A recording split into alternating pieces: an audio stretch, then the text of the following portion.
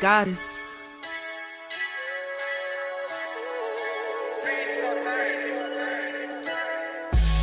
And I'm a day one type of girl. Ain't nothing wishy-washy over here. I don't jump around, stick to one side. Yeah, the silver, the blue, we got them in their feelings. That star on the field, come pay the D a visit. They say it's hatred, is it? I call it hate and simping. Cause if we wasn't that hating, they wouldn't be in our business. Listen, West Coast say the water tastes better. The fan base go harder, and all the ladies get wetter. Yeah, that's how it is when you straight reppin' for Dallas. We get it in the trap, and Landlord tell us what's happening. No explanations in no shape, form, or fashion. When Henny drop the stats, ain't nothing else to be asking. Them numbers don't lie, that's why your argument dry. And we still got them rings, you got your eyes on our prize. Whether an eagle, a giant, or a commando, you in the parking lot crying, we in the Lambo. We stay in our bag, we run it up in the draft. You still talking about the 90s, so who's stuck in the past? Get off me, and I'ma need you 6 feet back. And we ain't hearing nothing till your team beat Dak. And we ain't scared of running, what you thought we bleed that? It's only one team over here, that's Cowboys, believe that. Yeah, this you got is a poet. Big up West Coast Cowboy, HTM Sports, and Landlord from Alabama. Y'all check them boys out. Now don't play around with the Cowboys content. Yeah, and you know it's DC. Yeah, DC4L. 31 teams in the NFL. His system is designed to stop 25 teams. Shit, I need a linebacker that's over 200 pounds. I need a defensive tackle that you got to pull away from the buffet. He's gone, so no. Let's talk about that. But yeah, that's a large part. That's a large part of your I gotta team. make this point because I ain't gonna lie, I forgot about it until you mentioned it. So I gotta get this off before it flees me, and the nation needs to hear this. What's good with y'all, man? It's your boy Hennythemoor reporting live from the liquor store, man. How's everybody doing today? And hey, Landlord is running a little bit late. You know, he's running it up. You know, pack touchdown, man. He got to run through it in the trap. So he'll be on here in a little bit, man. You give him about 20 minutes, he'll slide in. But right now, you're looking at one half of Cowboys Convos. It is your boy Hennythemoor reporting live from the liquor store. And we will get drunk and nefarious tonight, man. So, hey, we really got a bunch of stuff to cover, man. You know, not OTAs, but mandatory mini camp is going on. There's news from that. You know, they up here sticking cameras and microphones in front of players' faces. And they did that with Micah Parsons of all people. So Micah Parsons said some things. It rubbed some people the wrong way. We're going to talk about it. We're actually going to play it in a little bit so y'all can hear it. Y'all can come to your own conclusion. You just ain't got to hear me rant on about it. So we'll talk about that. We'll talk about the CeeDee Lamb holdout a little bit more. And hey, we're gonna have ourselves a good time over here in the trap in the liquor store, man. But hey, real quick, salute to everybody out there in the chat box, man. Let me show y'all some love. Cynthia Casillas in the building, man. What's up with you? My boy King G in the building. He said, let's get this trap jumping around the corner. Let's go. My boy A said, trap. I see y'all putting on for my brother Landlord. Salute to y'all. Daniel Barrera Sports Highlights. What's up with you, man? Salute. They were tapping in. Ironman in the building, man. Salute to you. AKA Tony Stark in the building. Elijah Robinson in the building, man. Salute to you. Ruben Sain Hernandez in the building, man. What's up with you? William Gann Jr., what's up with you? Thank y'all for tapping in and showing love to the platforms, man. And hey, y'all know the usual rules of engagements when you tap in with your independent content creators, man. Make sure when y'all slide in here, y'all hit that like button. You know, it goes a long way in helping out with the algorithm, and pretty much that's how we survive out here, man. If you want a platform to grow, a channel to grow, you gotta have the likes, you gotta have the views, you gotta have more people interact with the content. So if you got love for Landlord, you want to see the trap do numbers, you want to see the trap boom and continue to grow, hit that like button over there. If you got love for Henny, you want to see the liquor store prosper, and for us to continue to do the things we've been doing, hit that like button, man. Hey, Beat by Money in the building, man. What's up with you? Tamika, what's up with you? Thank y'all for tapping in and showing love to the platform. Salute to y'all.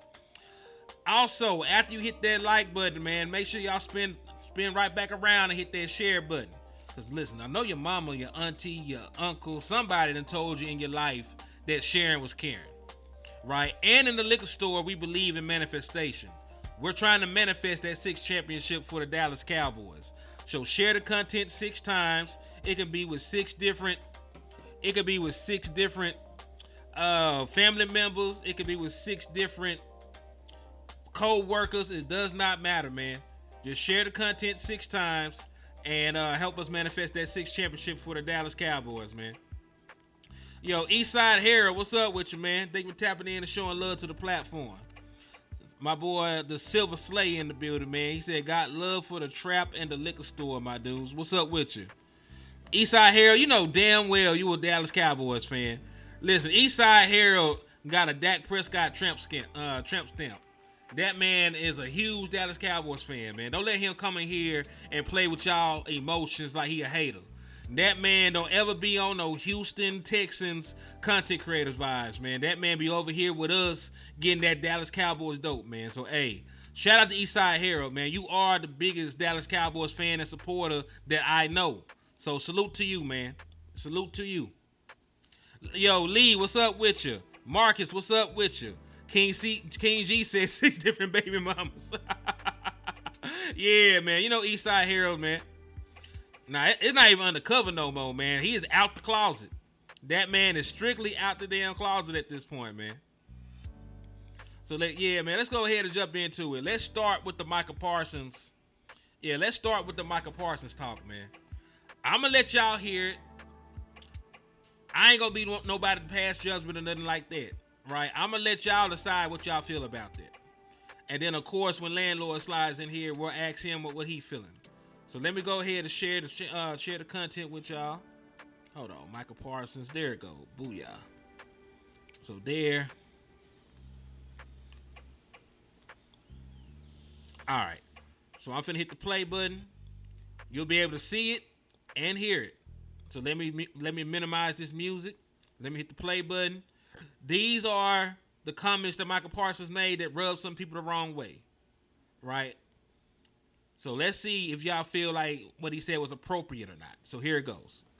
So the trip was obviously I did it last year, but we go international. We have camps. We did camps all across Europe, but this year we did it all across. We did one in Shanghai, China, and we had a big one in Tokyo, and that's what Flex works. We're just trying to spread the brand of football, and then there's a lot of kids who are, parents are in the Army, so it's good for them to like see us, and like their experience is great because obviously football is not so big down there. So I think it's always an amazing opportunity to do that. Sumo wrestling's big. Yeah. So what you think about that? Nah, sumo's legit. So at first I was like, man, I'm gonna do that. Like I'm gonna hop in there, and so they have tiers, and the tier that I had was like, you could put it like as if he was like in like. The kid was 17 at the still, so he's a high schooler, really. And there's like tiers, so there's black belts and the white belts, and I could show you a video of the white belts, and they're completely different. So imagine a zero tech and a center doing in the Oklahoma drill every play without pads, and it's like so violent. And they was like, you still want to do it? I was like, nope, that's a walking concussion. I was like, do you guys get a lot of concussions? It was like, yeah, but it's just a part of it. I was like, nah, it's not a part of my sport. I was like, so sumo wrestling is a completely different. Their techniques, their style is so mind-boggling. Like, they tried to show me a couple things, and I just failed completely. Like, very challenging. Had my legs shaking, and I was like, man, I need to do more legs. They do legs every day. So, hitting them's like a brick wall, really. So I think they wouldn't be good offensive linemen because they can't move that well. But you put them in a zero tech, say, don't move, oh, man, that'd be great. So I'm recruiting some as we speak. All right, you haven't been here as frequently as others. Mm-hmm. What was the thought process behind that? I mean, I think that's always been kind of my style. I think I really haven't been here since, my rookie season. So I don't think it's anything new. I think I always had, my own way of doing things. And, defense is defense. I'm pretty much caught up on everything. I went over it. Paul was meeting up with me, the run game coordinator. So I really wasn't missing anything. So I feel like I was just getting better, getting stronger, getting faster, just doing my things and what Micah does in the offseason. Wrestle sumos. So I just have fun. But a lot of people are obviously there's talking points about the fact that you do have a new defensive coordinator here, and the value of just in terms of leadership too, getting around the young guys. What's your pushback on that? Yeah, I think the more years you have in, the more you understand that there's also like the business side to it. And, whether I like it or not, there's rookies or people I came with that's not even here anymore, and I think that's what camp is for. I mean, there was a time where Aaron Donald didn't even go to camp and he won Defensive Player of the Year and he realized his team in the playoffs. Like, are we forgetting these times? Like, you're talking about the best defensive player, wasn't even in camp.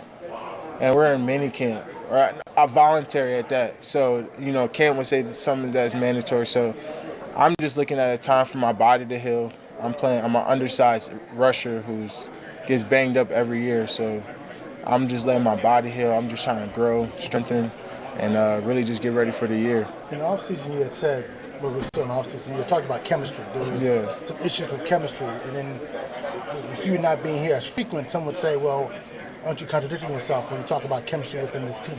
Well, I would say, you ever watch Remember the Titans? We're going to be in Oxnard a very, very long time. There's going to be a lot of chemistry in that building.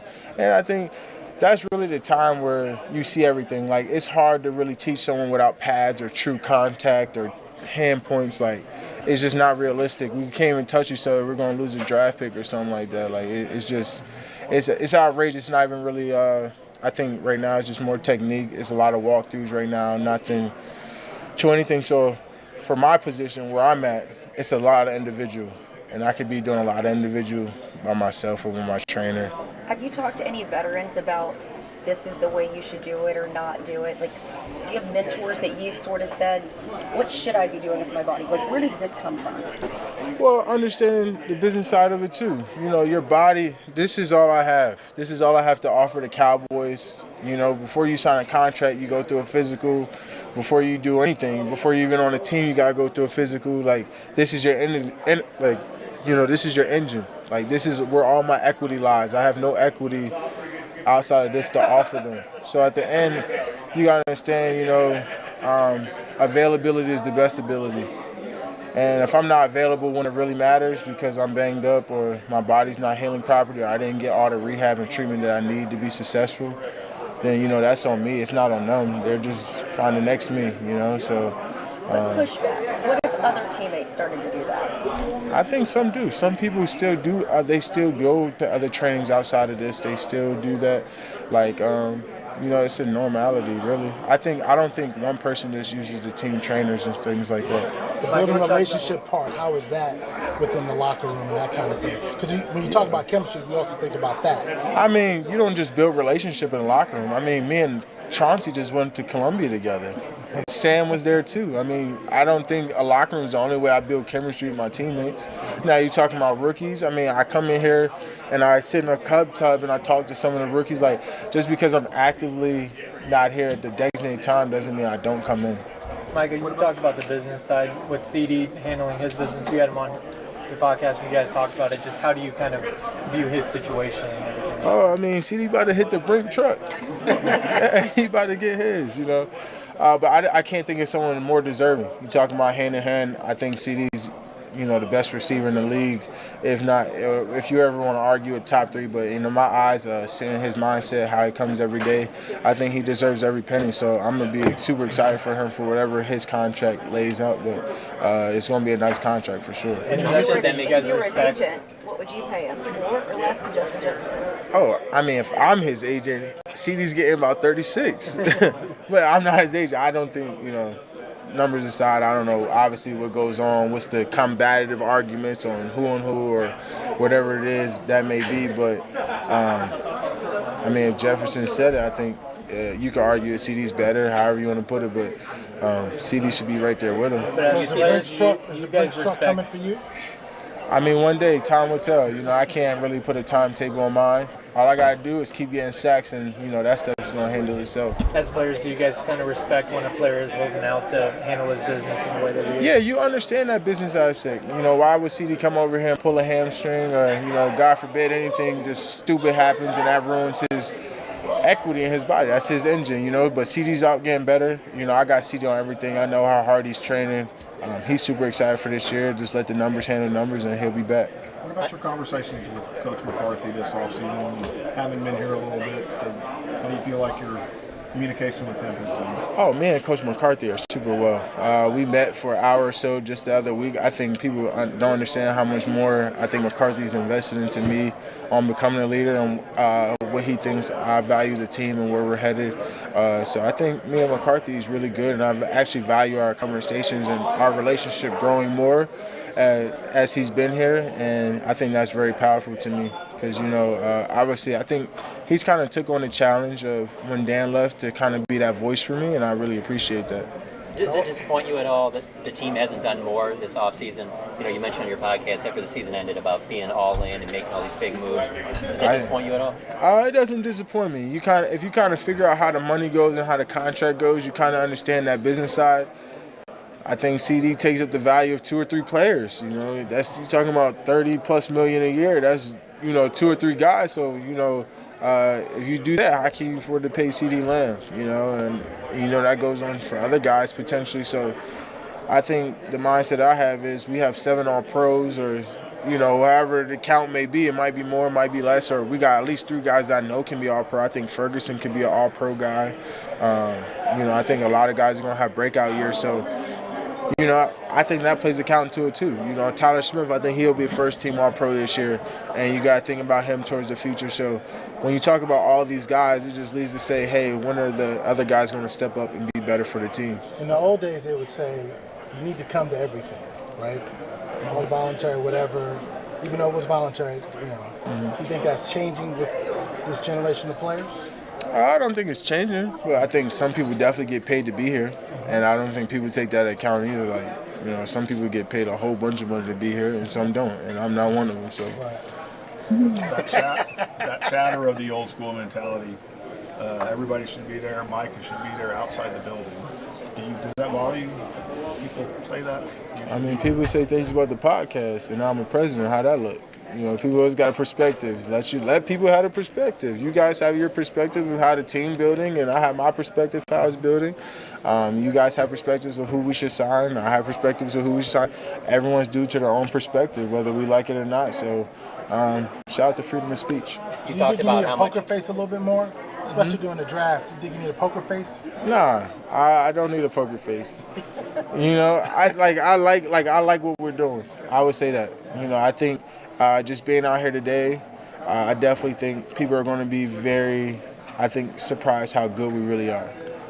You talked about the way your body feels, and you get beat up during the season. Are you back now to feeling 100%? And if so, when did you get to that point? How long did it take you after the season? Bro, it really takes me months to really get back. It takes me months to even hit the field. I don't hit the field until May. I really take time to build my ligaments back up, get a lot of PT, do a lot of muscle endurance things to get my muscles back. You got to train your muscles to get back. Working properly and fluently if you know anything about training. So I don't really hit the field until about May, June anyway. Weight-wise, are you the same as last year? Is that the goal? Weight-wise, are you trying to be the same as you were? Yeah, I don't think I should pass 250. I'm super explosive. I think I was way stronger. I think I've, showed a lot of things that people thought I couldn't do. And I think people will even be more surprised this year. What are your early impressions of Mike Zimmer? Honestly, man, me and Zim probably said a total of 20 words to each other. Oh. Yeah, he's a very quiet person, and all I keep hearing from the coaches is like, Zim likes it this way. I was like, well, I like it this way, so I can't wait to have my true sit down with him. I think it'll be pretty cool because obviously old school mindset, old school mentality. But, I think he has a lot of great players, but he ain't never had a Micah before. So it'll be fun, and I think it's going to be unique. There's a lot of similarities on things, how he used me with how Dan used me in the system. But he has more tweaks in terms of how he's going to set things up. And also, there's some things that I got to get used to, too. It's going to be a compromisable relationship. There's going to be things he's like, I'm not going to give on, I don't give on. That's a part of the whole regime, It's going to be an interesting camp. Yeah, it will. Long camp. A long camp. We're down there till the 24th. It's going to be a full month this time. Yeah. It's not going to be that 2-3 weeks. It's going to be longer. You got a scrimmage with the Rams. Yeah, it's going to be a very long camp. I think that's yours, yeah. Or I I just have candy. That's all I Is have. this yours too? No, that's mine. No. Oh, okay.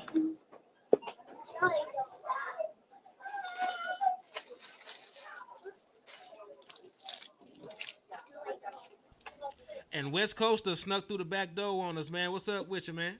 What's up with you? I'm really undecided between a Butterfinger and some Smarties right now. Like I'm really undecided right now. Between Butterfingers and a Smart. Yep. Butterfinger. Butterfinger. Butterfinger. Just a few. I went with the Butterfinger. We're gonna see in about 15 minutes if he was right. So Can I pay with this one? Then I need to get cash for this right here. I mean, I need to get $2 for this. So I everybody don't out know. there, y'all heard Micah Parsons and his comments in regards to a bunch of different things, though. Like y'all heard him discuss not really speaking to Mike Zimmer up to this point. Y'all heard him discuss why he wasn't there. He felt he was better suited training privately since he'll be in a bunch of one-on-one, one-on-one opportunities all season. So, what are y'all thoughts in the chat box? And then once y'all put them in there, I'm gonna see. I mean, I just this. Yeah, but I only have a little bit. I literally only came in here to get James for this. Yeah, but this is all we have. Can we ask her right there then? He wants to know if he can get like. But I only. All right. So yeah, he said Brian Browder said it best. Micah don't like classroom training. He wanna be on the field. I have zero problems with that. Okay. So that's one way to look at it. What about the rest of y'all, man? So it's really a bunch of multifaceted things we're looking at here. Cause listen, y'all can't hear me. My volume seems low. Let me check this shit out. What about now? Is the volume better? Put a 1 in the chat box if the volume's better. Put a 2. We still need to increase the volume. Let me know. Nah, it went louder when you did that. All right, cool, Gucci. So yeah, man. I wanna know what y'all feeling about what Micah said though, man. Like, really the most important thing is not really the fact of if anything he said was wrong. The question is should he have even said it? Is the question. Because not everything needs to be said. You know what I'm saying? Not everything needs to be said or spoken on. So that's really the primary thing that you should say. Even if you haven't spoken to Mike Zimmer, even if you plan on butting heads with him because you're hard-headed, you heard that he's stubborn, you planning on standing your ground, should you have said that publicly is the question. Hell nah, you shouldn't have said that. And I'm gonna tell you, bro, like I'm telling you, I rock with Micah Parsons. I rock with him, bro, but he is not going to be a Dallas Cowboy very long. He's not, bro. He's not going to be a Dallas Cowboy very long. Because I'm telling you, man, I'm telling you right now, bro, like, listen, I'm all for freedom of speech, but he doing stuff that I be like, damn, bro. Now you be like, Micah, you be doing stuff that I even be like that statement that he made right now, listen to me. For a guy like Micah Parsons, that's not a good statement on 32 teams that you're on. And I'm going to tell you this right now. If he would have been on a Belichick-ish ass team, Belichick would have checked his ass for that. Belichick would have checked his ass. Somebody would have checked him for that. Like, what is you talking about, bro? You're our star defensive player, and you're telling me that you're our defensive players. And then he tried to make a snap, say something like, everybody keeps telling me that Zim likes it like this. Well, what is you talking about, bro? What is you talking about, Micah? What is you really talking about right now, bro? Like, What is you doing, bro? Knock it the off, bro. What is you doing?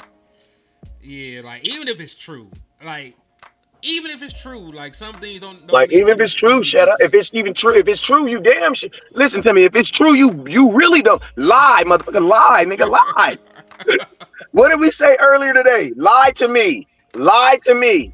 Lie to me. If you lie to me, it makes me feel better for this moment. Just lie to me. Even JC don't even usually cuss. This man, what is he really talking about? Like, shit. Yeah, like, what is you talking about, dog? Like, that's what I'm saying. Micah has gotten to the point where he's saying stuff that we're even like, bro, what is you talking about? Hey, y'all know we rock with Micah Parsons, and that man. Yeah, but, like, it's like your homeboy say something, and you be like, wait, you said what? Well, I ain't we're talking about. I didn't mean that.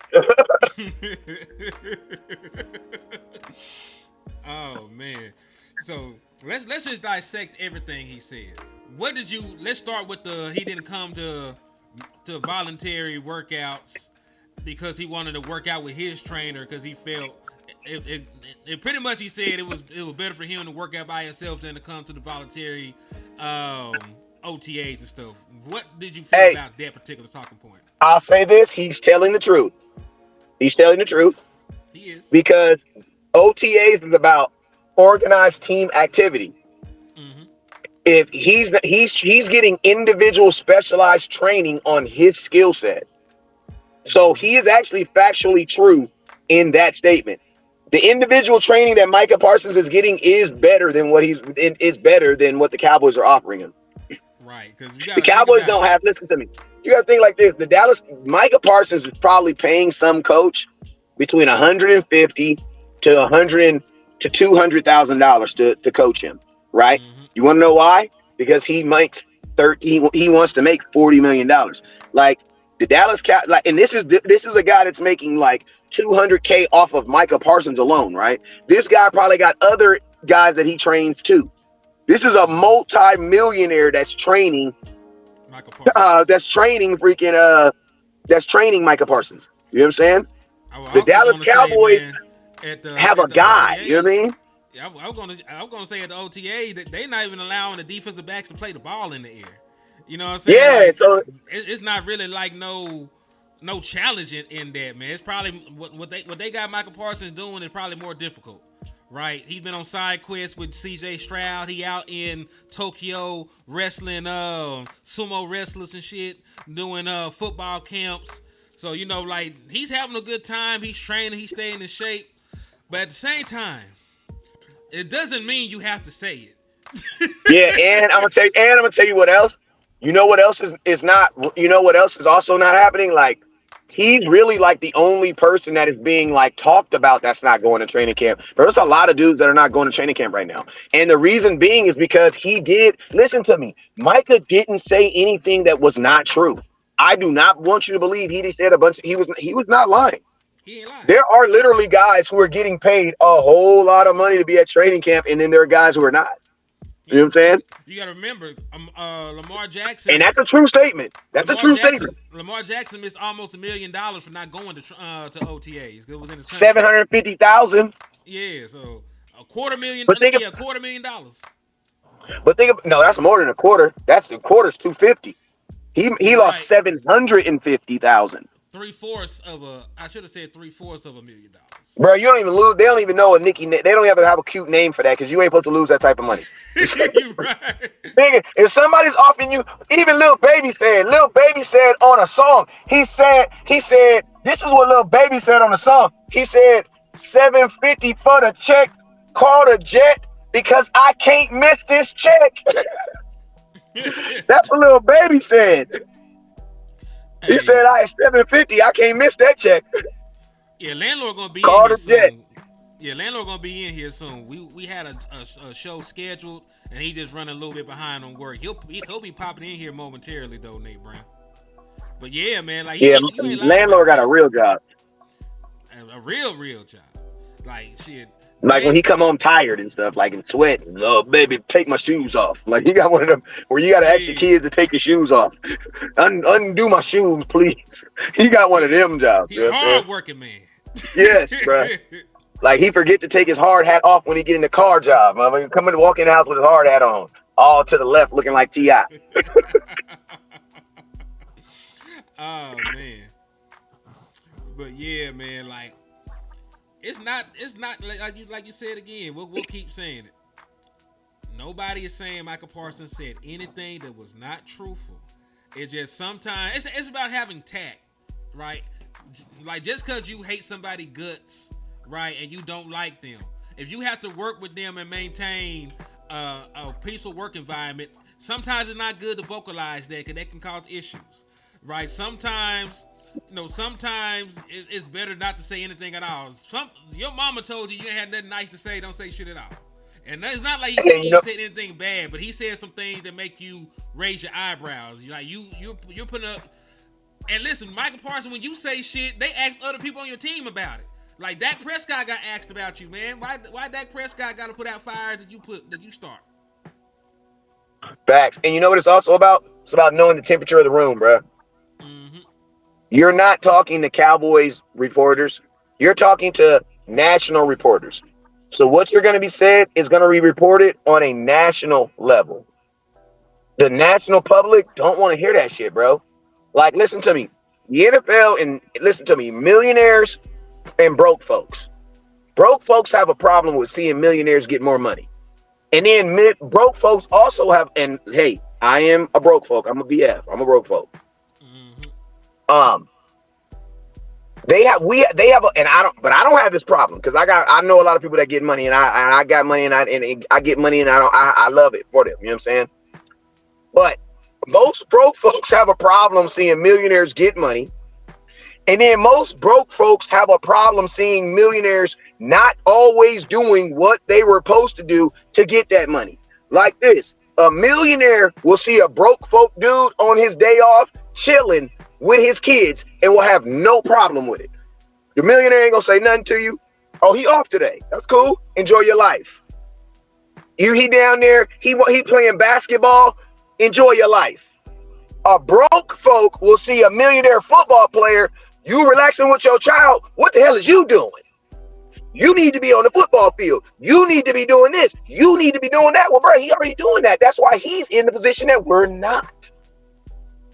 You know what I'm saying? So it's like that is already a huge disconnect. And I'm telling you, what Dak does, the difference between Dak and Micah is Dak tries to bridge the gap. Dak be like, I know I don't play for money. I know I don't play for money. No, I don't play for money. Look at here, man. If Jerry said he didn't pay me, man, I'll sling this football for free, man. Like, it's the love for me. That's what Dak does, right? Micah's like, man, F them kids, bruh. You know what you mean? If they don't pay me, I'm not coming, bruh. Micah's like my sister. I heard my sister once tell her employee, see, no, I ain't coming. No, you're not going to mail me my check because I ain't mail you no work. I heard my sister tell her job that on the phone. That's Micah. Micah don't give a damn about the gap. And it's like, think about this. You have one guy that's actually doing it the way that national people want him to do, and y'all hate Dak. And Micah out here listening to Tupac, going to Philadelphia Eagles games. Going to Philadelphia Eagles. No, I take that back. Philadelphia 76ers. I take that back. Sixers game. 76ers game. He did go to a Max game too. Same night they lost. But he did go to a Phillies game. Micah's out here doing what the hell he wants to do. And you know what he is? He's celebrated, bro. So it's all weird right now, bro. It's all weird. Because Dak embodies that humble, listen, man, yeah, I know I'm a multi-millionaire, but when I'm around, I'm just like you guys. I love to play. Micah's like, no, you ain't never had somebody like me. Who says that, bruh? Micah Parsons. Micah just literally disrespected freaking Everson Grip. I'm not saying, like, bro. Neil Hunter, really. Bro, he didn't have some dudes, bruh. Them didn't have some dudes. He had Pat Peterson, who's going to the Hall of Fame. Danielle Hunter had 17 sacks last year. He still like Micah, bro. You be saying stuff. You just be saying stuff sometimes, dog. Yeah, you know what I'm saying? He said Andy was taking pictures with Brian Dawkins at the damn Sixers game. Yeah, like Mike, like listen, Micah, I know, I get it. You don't give man, hold on, wait a minute. Zim did coach fucking. I'm sorry, he did coach Deion Sanders. What Micah Parsons talking about? That man coached. If I'm not mistaken, Charles Haley was here too. So what is Micah Parsons talking about? Yeah, that's what I'm saying. What are you talking about, dog? I just thought about it. Hell nah, Michael. And then, and you know what you also said? You also said that there might be a chance that Zimmer might not know what to do with me because he's never had one like me. Who in the said that, bruh? About a coach that you haven't even coached under. What do you mean he's never had? Bro, you've never even listen to me. Micah, you basically said that you weren't even eligible to say that statement. You want to know why? Because, bro, you literally just said that he's never even talked to you. So what? Like you're doing too much, bro. Go. Don't you want to get paid? If you want to get paid, this is not the way to do it, bro. Man, This is not the way to do it, bro. Do you know what's crazy, man? Landlord had hit me up earlier today. You know, he had hit me up earlier today and asked me had I heard this Micah Parsons stuff. And, you know, I pretty much blew it off like, man, it can't be that damn bad. Then I actually listened to it. Like, yeah, Landlord wasn't tripping. Like, this man talking too damn much. Like you got a content creator, contact other content creators. That man was so egregious. Yeah, and I'm gonna tell you guys a secret with Dak Prescott and why he changes his shoes. You guys got to remember he had a gruesome ankle injury, and I'm gonna tell you this right here. What I've learned after you have injuries, that there be times in moments in game where your ankle is healed, but it just needs more support. So you know what you do? You put on a high top cleat. You take that low top off and you put that high top cleat, and then sometimes that high top will feel too like it's restricting it. So then you know what you do? You take that low top off and you put that mid on, so your ankle's out just a little bit. Like Dak is gonna have to do that for the rest of his life, bro. You know what I'm saying? That's gonna be him for the rest of his life. He's healed, but that's always gonna be something that ails him. You know what I'm saying? Yeah, like if I ever hoop again, I'm gonna have to put knee braces on both knees because I ain't got no ACLs. You know what I'm saying? And this one game you might not have to. Yeah, I might feel good. I might feel 21 day. He said Micah is going to get, and listen, that's beyond a shadow of a doubt. Micah Parsons will get paid by somebody. We wanted to be by the Dallas Cowboys. That's why we don't want him to say too damn much. Like at the end of the day, we still need Micah Parsons. Like he's still your best pass rusher. He's still one of the better defensive players in the league at his position. We just know that the Joneses, I don't think the Cowboys feel they need him though. I'm gonna keep it real. I honestly don't. I'm sorry to cut you off. I know, but they didn't feel like they needed Amari Cooper either. They do shit like that from personal perspective. The reason Amari Cooper is not a Dallas Cowboy is not because of anything Amari Cooper did on the damn football field. Facts. Amari Cooper was still one of the better wide receivers in the league, and he still would have been a better option right now at this point in time than Brandon Cooks. I am sorry. Even if you wanted to elevate CeeDee Lamb to be the true number one, all Amari Cooper had to do was take a step back and be the number two option. You still would have had a better wide receiving core than what you have right now with him on this damn team. So that's my issue with it. Like, I want them to re-sign Micah Parsons. It just comes down to if he says too much or rubs them the wrong way, he might not be here because they're petty.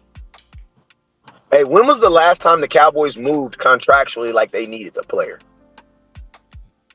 Amari Cooper when they traded for him? Can we say that? Can we say contractually? Because he was on a rookie deal. Bruh, you gave up a first-round pick when Amari Cooper probably could have went at that time for like a second or a third. Because everybody said we overpaid for Amari Cooper. You overpaid for him. You said contractually. That's why I asked you. I know. But but you're right. Because Amari Cooper almost went to Washington. Think about it, Amari. You probably should have took the money. You probably should have took more money. Yeah, you should have took the money and terrorized the motherfuckers for a couple years. Because the only thing you got was to go play in Cleveland for the same amount of money. Pretty much. And then you went over there and restructured. You know what I'm saying? Like Dallas did Amari Cooper so damn dirty. If we being honest about it, they did that man extremely dirty. My boy says you can't hide on a trade like you trade Parsons. That would call you dumb. Honestly, I don't think anybody would call you dumb for trading Micah Parsons because quarterbacks are getting traded like it's nothing, man. In this day of age, there was a chance Lamar Jackson could have not been a damn Baltimore Raven. And it looked like it for a moment it could have even went in that direction. Like these teams, honestly, there are only like certain teams that actually even show that. Like the Kansas City Chiefs, they show that. And it's not even the Patrick Mahomes. They paid the defensive dude. Everybody thought they were going to let, Chris Jones walk. They ain't let him walk. Yeah, they traded the corner before they did. Yeah, exactly. They got rid of somebody else and gave him that money. So I think there are organizations that do it. Like Tennessee Titans want Tony Pollard. And I'm going to tell you this right now. I've been sneakily watching Tony Pollard, bro. He looks so smooth in training at OTAs, bro. It's ridiculous, bro. I was like, bro, I still don't believe. Listen, I'm not knocking he ain't a running back, but I feel Tennessee is going to use him way better than the Dallas Cowboys did. Probably so. They actually will figure out a way to implement him in the run game correctly. And two, I think they're throwing the football. Yeah, and I bet you he ain't gonna be blocking a goddamn person.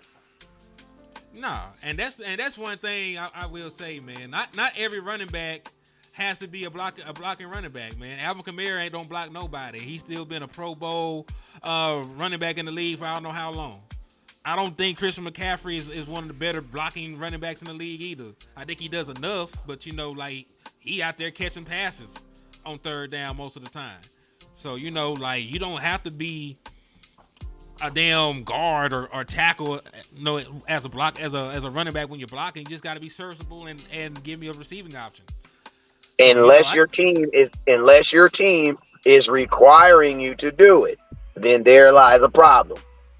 It is a problem when you think about it like that. See, the Saints require Kamara to do it. So it's like he ain't got to because not a part of their offense. Exactly.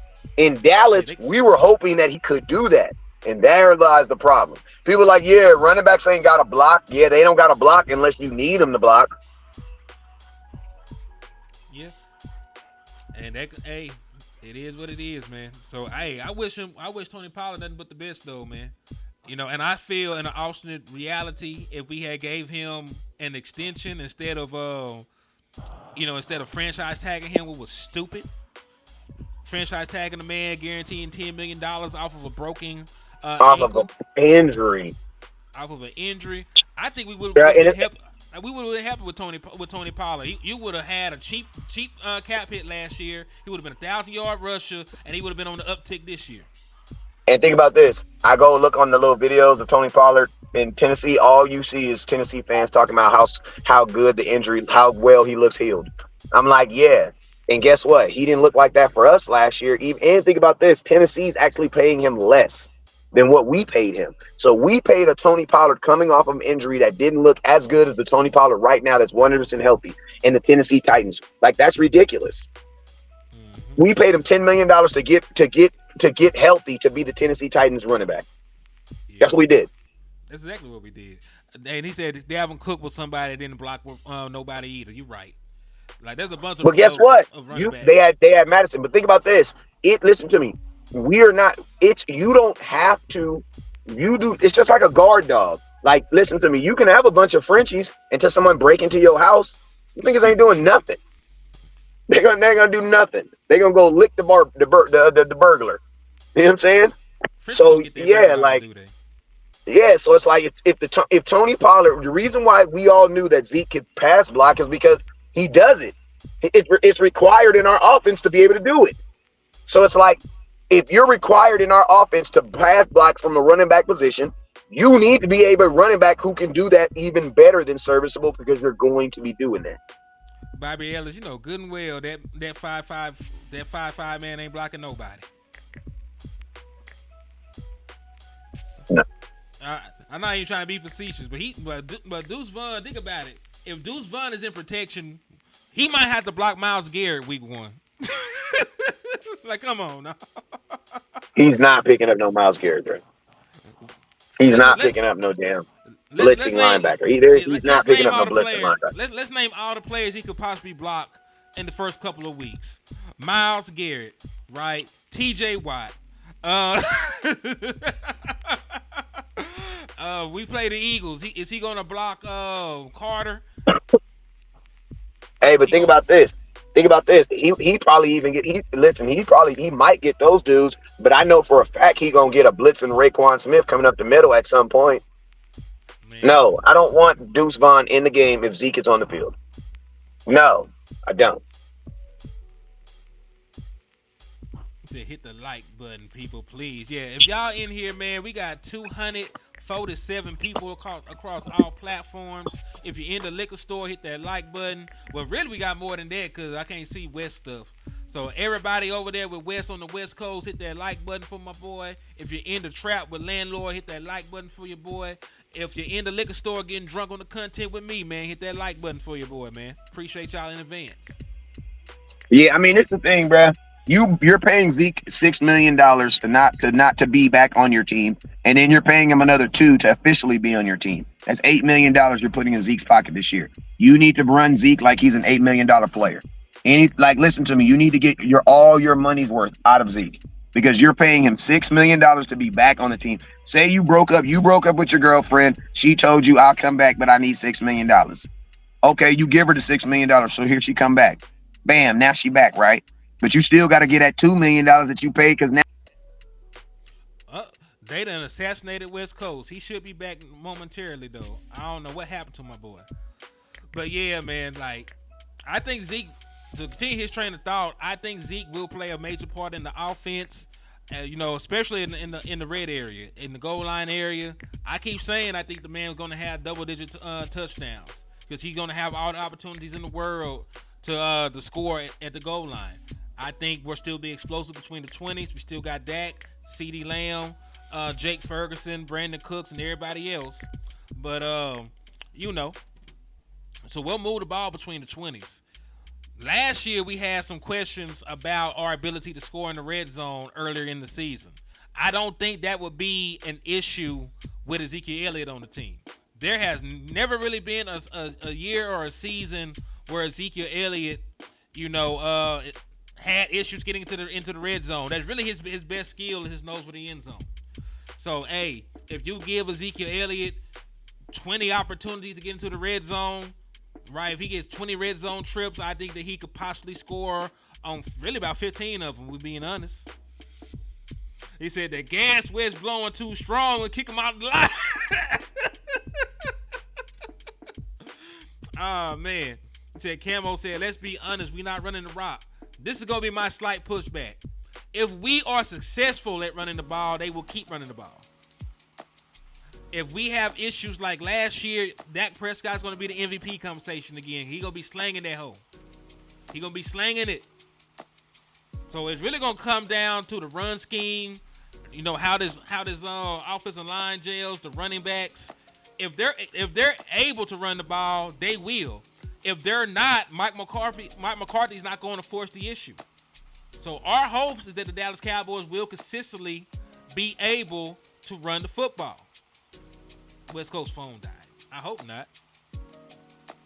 Yeah, so that's my hope, man. I hope that we'll consistently be able to do that. Hey, Tariq, it don't look like it on paper, but I'm trying to pray the opposite prayer right now, bro. Like, Tariq, I understand why you say that because you have a running back committee and you only got one running back that you really trust. I'll see. Hey, listen, we lost West Coast, but Landlord is in the building, man. What's up, brother? What's happening? How y'all feeling, man? What's going on? Did I interrupt? Man, I was people in the trap and the liquor store. What's happening? What's happening? Yeah, man. So we listen. Where do you want to start? Do you want to start in the conversation we're talking about now, or do you want to take it back to Micah Parsons? You want me to talk about Micah Parsons? Let's start. Listen. So since my brother just now getting in here, let's pivot and go back to the Micah Parsons discussion because he contacted me this morning about this interview that I played for y'all. So I might have opposing views from everybody. So it is what it is. Go ahead, because we said that he didn't say anything. He didn't say anything that was a lie. We just said he should have never said it. Man, listen. He talked too much. He talked way too much, man. Shout out to Micah. He's a young guy. But, I mean, with him being the president of a media company, you would think he'll be a little more PC, a little more controlled in his terror and rage that he bringing out here as far as the media go. But, like, look, did you see how Dak was handling the media? Now, we know Dak is very polished. Listen, this is media presence 101. Just because they ask you the question, that don't mean you got to answer it, bro. Like, you can pass on the question, Micah. Micah's so real that he just come up here and just be like, man, listen, what I'm saying? He tell everything. He say whatever he feel. He say whatever he feel whenever he feel it. So, like, that's actually that's not a good attribute at all times to me. And, like, one thing I didn't like was, you can say, CD, get your money, get all the money without saying figures. I didn't like that he said actual numbers. All he had to say was, hey, man, CD deserve the world, and, hey, he should get everything he deserved. He earned it. Give him his money. He said actual numbers. So this the problem that I have with it. Okay, we don't know what CeeDee Lamb and his team agency. We don't know what they had planned. They could have been like, okay, $36 million a year, we might shoot for the bonus money. Like, they might have had a different plan. So now with Micah setting his stand saying CD deserved 36.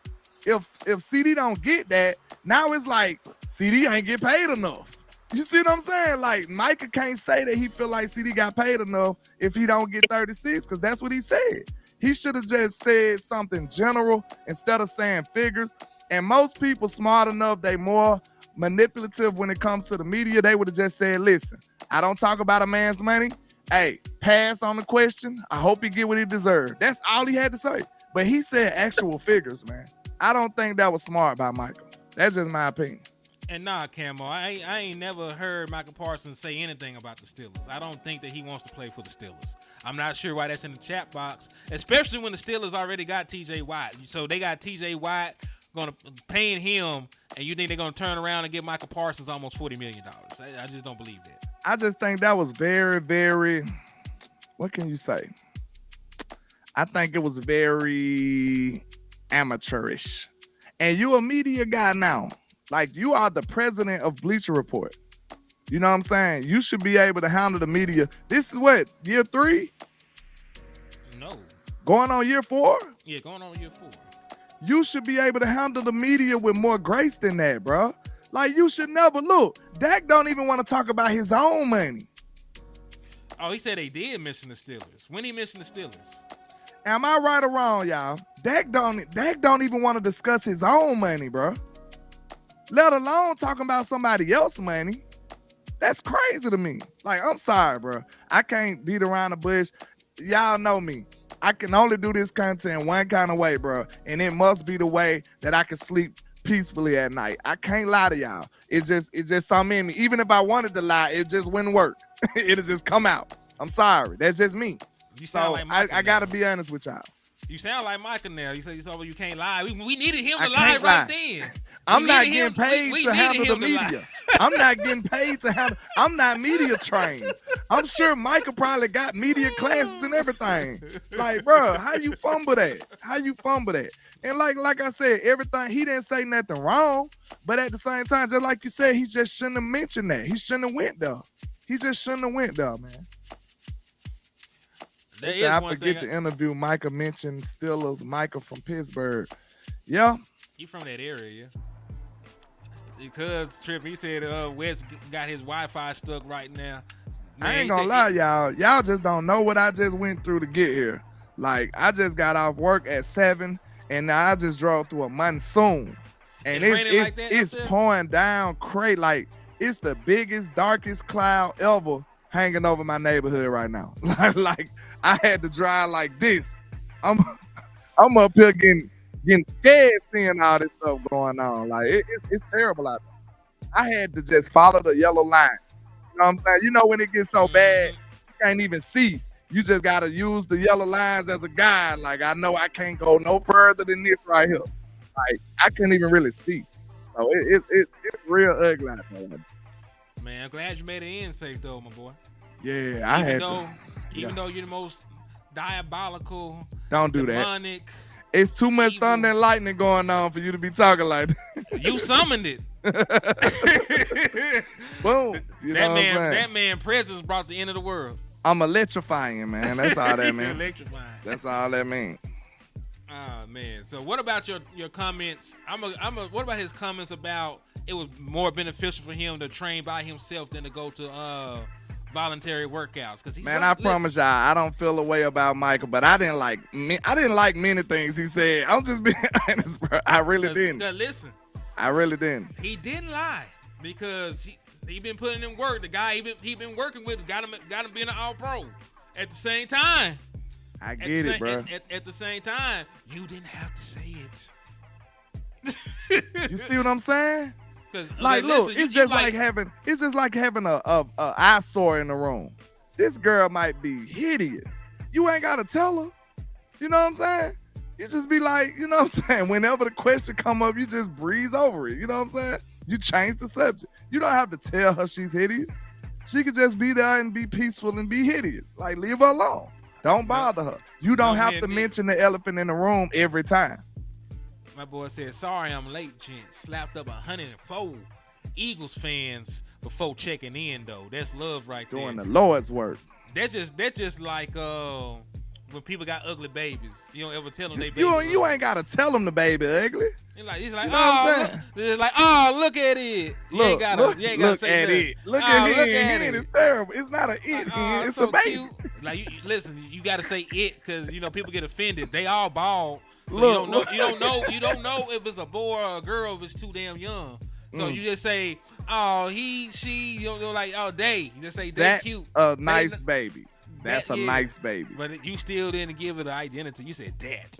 That is a nice baby right there. Like that. Like, it's an item. Better than it. Which one worse, that or it? I think that is better than it. Oh. That's a nice baby right there. Man. That's a nice baby you got there. That don't even sound genuine. That's a nice baby there. You know nice what I'm saying? A nice baby, like the baby could be mean or something.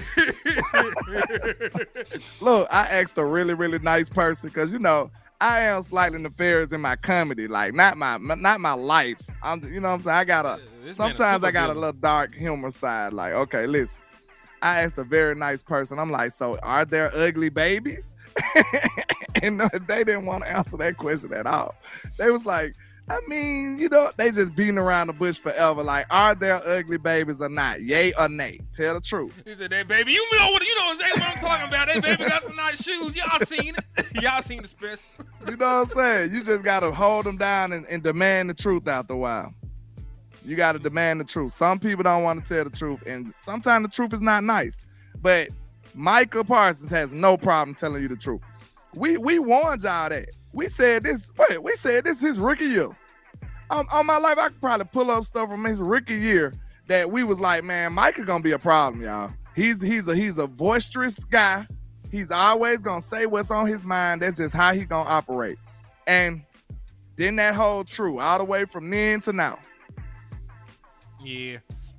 And listen, it's not about the money, right? Because Micah Parsons didn't really speak on his own contract. He spoke on CeeDee Lamb bread. He spoke on not coming to training camp because he felt it was better for him to do this. He said he ain't even talked to Zim, but he gonna butt heads with him at the first time they disagree with some shit. Man, like, listen you ain't here, had a man. Conversation with this listen man here, man. I just got out the phone with Boss Cowboy, man. Shout out to Boss. Because I be having to try to make sure I ain't crazy. Because I don't want to be the one that's just thinking a bad way about this stuff, man. But that was literally him. That was my number one point. Like, Boss and them see it another way. You know what I'm saying? They see it another way. But look, that was my number one point. I'm like, listen. He was saying, like, Boss made the point, like, when Amari Cooper demanded more targets, did that, like, seem like he was bucking the system? I said, no. The difference is we seen Coop and the offense not be effective already. Like, Micah, we ain't even seen Micah in the defense yet for him to disagree with anything. Exactly. You see what I'm saying? Like, you ain't even gave a man the opportunity yet. That's what bothered me. Like, you going into this with bad faith, look like to me.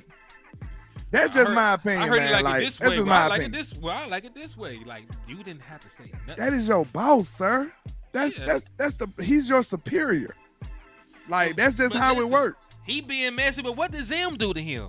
Like, be messy with Jerry and Stephen Jones. Don't talk crazy about Zim. Don't talk crazy. Zim ain't did nothing to this young man. Don't talk crazy about OTAs and y'all and disrespect your rookie folks. You could have been there with them, leading them on. Like, exactly. I know it's better for you, but you could have made a sacrifice and helped some young guys. Micah, you're guaranteed to be one of the highest paid players ever. My whole thing is help what? Some of the what young I said. dudes out, man. My whole thing with the first problem I had, shout out to Wet 113, cause he on my same type of time right now. Yeah. The first thing I said, he should never talk about nobody pockets. Man, listen, look how big of a differential this is. I made the great example. Dak don't even talk about his own pockets. He said it'll get done when it get done. Dak don't even speak numbers in pockets about himself, sir. So do you see how big of a shot from left field this is for him to speak about somebody else's pockets? Like, the people that's asking him questions, like, shout out to James Slater, though. I ain't gonna lie, James been cooking to me. She asked a perfect question to back up what he said. You remember he was like, I take time off so I can heal, so I can do this and do that, and I don't have no problem with it. Like, he pretty much breezed off the fact that he missed voluntary OTAs. Okay, that's cool, fine. Wonderful and dandy, right? Okay. Jane hit him with a great comeback. Hey, man, bravo, Jane. Because it took some balls. You know, she's a woman, but it took some balls to say that. I'm sorry. She said, so, Micah, right behind this question, because he breezed it off. So, Micah, what if everybody did that? Hey, Jane ain't play with him, bro.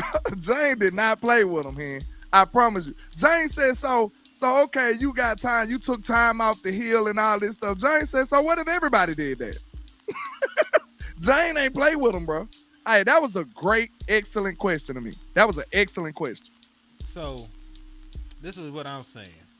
He said, I'm not saying shut up and play football. I'm saying shut up and help your team. Because there's some of the things Micah said was not even called for. It wasn't even on the subject. You added all these details we did not need to have. Secondly, he said, like A said, don't you think that Nealon and Lafu would have liked Micah Parsons had been there to help them out just a little bit? Did you not hear Dak interview? Dak said, of course we would like Micah to be there. Everybody, that's what I said too. I said, bro, I asked everybody that was acting like it didn't matter. I said, don't you think in a perfect world when we all want them to be at camp, bro? Everybody couldn't lie. They just like, yeah, you're right. Because ideally, we would like them to be there. It's simple. We can't lie about that. Yeah, but it's like he said though, man. Like I didn't volunteer to come to voluntary work. Like shit, what you gonna say to that? I didn't volunteer. I did not volunteer to be tribute. Okay, but my thoughts though before you say that, because I want to just go ahead and speak on this real quick for Will. There are a bunch of free agents coming up. There's 31. We talked about it on another show. But the thought about Dion and Shador being here, it just doesn't add up to being possible. Just because you probably won't be that bad enough to get them. That's just the whole thing. Like, even on a down year for the Dallas Cowboys, the least amount of games that Dak Prescott has won as a full-time starter is 8. He went 8-8 one season. That's not going to be bad enough to get Shador Sanders. You need to win 2 games, 3 games, 1 game maybe. You will not be bad enough, and we know from the track record of the front office, they will not move up to get a quarterback like that. They like their picks and their assets and having multiple cheap players. Because remember, when you got 31 free agents and you don't really want to pay most of them, if you're going to let majority of them walk, you need a shit ton of draft picks. If you got to package 4 or 5 draft picks to get one player, that doesn't really go into the mold of how they want to build their team and be cheap. So even if they do blow it up after the season, I don't think you'll be bad enough to draft a top quarterback. It just isn't in the cards for us. Now, let's just say this, man. You know the media do work on the side of the Joneses, man. So they probably, like Micah, I don't think Micah is unaware, though. Micah might be smart enough to where he gonna just play the game and just piss people off, too. Because I'm sure he understand that some of these questions are set up. You know what I'm saying? Like, we already know it's a little weird feeling with Micah and a lot of the nation in the front office. We've been hearing rumors, all this goofy stuff, like the normal smear campaign that the Dallas Cowboys usually do in a situation like this. We aware of that. But do you think it's Micah just saying, hey, I know what they trying to do. I don't care. I'm going to just do what I do anyway. Or do you think he's just naive to the point where he's not even aware of what's going on? Because we know they are attempting to discredit the man. We understand that. I just don't like the way he's handling it. It seems like, you know what I'm saying? It don't seem too smart to me. Like, what you think about that? Man. You think he's aware or is he playing the game the way he wants to? I mean, I don't think he's dumb. So I think he's partially aware of some of the drawbacks of some of the things he's saying. But at the same time, you know, Micah Parsons is who Micah Parsons is. You know, he's always been outspoken. He's always spoken his mind. He's always been this way ever since he's came to Dallas. Even as a rookie, before he did anything in the league, he was very outspoken. He said that he's gonna go to the Dallas Cowboys. You know, he told the Dallas Cowboys come get him because he's like that. This is Micah Parsons. This is his personality. So, you know, while I don't agree that he should have said that, it doesn't. This is who he is. You know, this is who he is. This is who we're going to be. You know what I'm saying? So, and that I'm gonna just put it like this. From the way my mind is working on this shit, I don't agree that he should have said it. I also don't agree that I want Micah Parsons to go anywhere. You know what I'm saying? Like I need. I'm not saying that's not what I'm. That's not what I'm saying. I'm not saying you're saying that. Okay. I'm just saying, you know, from the standpoint of if he rode the front office the wrong way.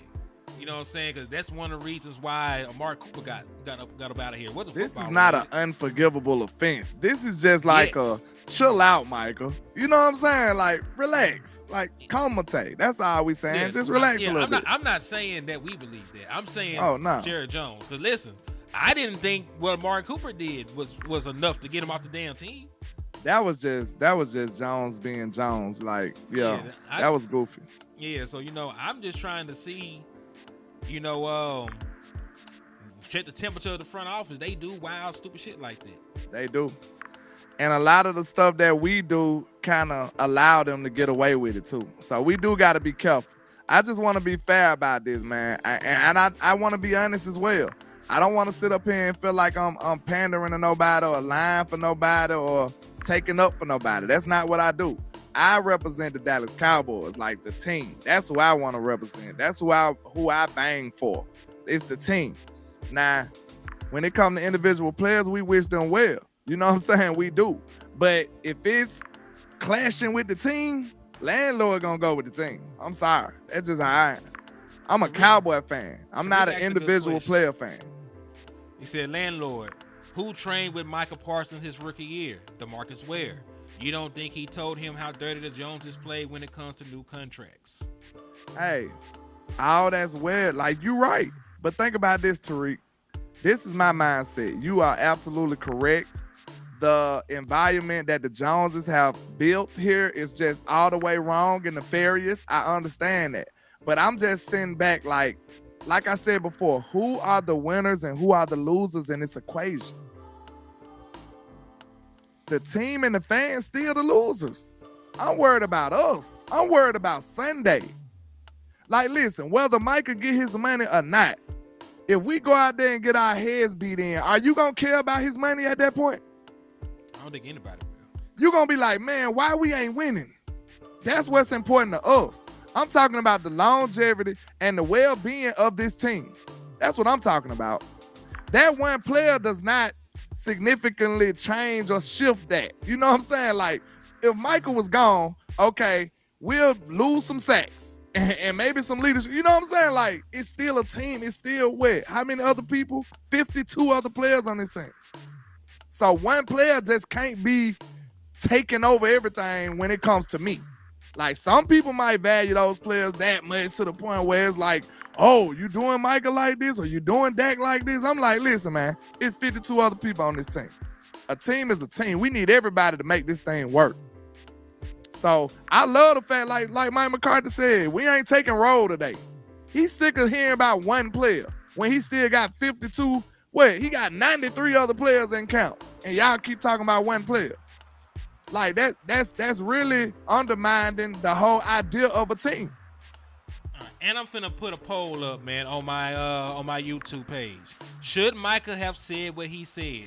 Just put a yes or no. We're gonna put it up. We're gonna look at it at the end of the show, see what y'all believe, and we're gonna move on to the next topic. This is gonna be my closing statement on it. I'm gonna just say this. It's not like he said nothing wrong, and I don't think he was malicious. I just think that wasn't the way to handle that. He could have said the same thing without saying no numbers. You see what I'm saying? He could have just said, hey, CD deserve his money, and he should get everything he deserved. Would that not would have answered that question? Yeah. But how much they set him up so bad, bro. They set him up so bad.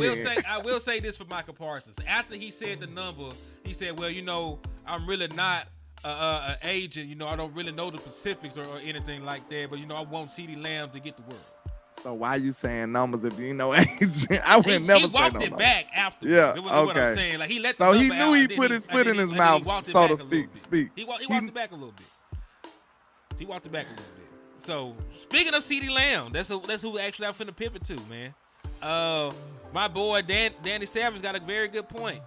Somebody gonna get tagged next year. Last year was the only year in like the last 8-9 years the Dallas Cowboys did not use the franchise tag because there was nobody to franchise tag last year, right? This offseason. But somebody gonna get the tag, and it's not Dak because you can't tag Dak Prescott. So do you think CeeDee Lamb gets a contract done, he ends his lockout, or do you think he begrudgingly comes to work and ends up getting franchise tagged at the end of the season? What do you feel? Which one you said? Do you think he gets a contract extension, or do you think he gets franchise tagged at the end of this year? Micah. No. Micah's not eligible. I said CD. I was trying to get my phone charged up, so I was totally thrown out. My bad. It's all good, my brother. Who are you talking about? You don't work 97 hours. We were meddling your ass when you were gone. We said you got a real job. Yeah. Look, I'm actually dirty. Like I get dirty. You know what I'm saying? I gotta go jump in the shower after this, but yeah, I jumped right on here for y'all, man. This is what we do. Because he a real one. But nah, I'm just saying. What do you think is more likely? Do you think they finally work out a contract extension with CeeDee Lamb, or do you think the team that loves the franchise tag? Do you think him being one of the primary guys you can franchise tag? Do you think he gets tagged at the end of this season? That's so crazy because it's still it's depending upon the rest of the dominoes though. I feel like if they can work something out with Dak, then I think they'll sign CeeDee.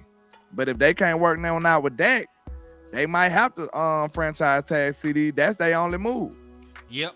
And CT, that's the only way you actually can franchise tag a player. If they're a pending free agent, you can franchise tag them. You can. That's why I said that's their only move. Yeah. Yeah. You cannot franchise tag a player that still has years on their contract. So CeeDee Lamb is eligible to be franchise tagged. Dak Prescott cannot be franchise tagged because of language in his contract. And Micah still has years on his deal. As for Zach Martin, you wouldn't franchise tag him anyway, and he's thinking about retiring after the season. So you really wouldn't want to franchise tag him either. So like, if we're just looking ahead at possible tag candidates of people who fit the bill, it's CeeDee Lamb. It's CeeDee Lamb.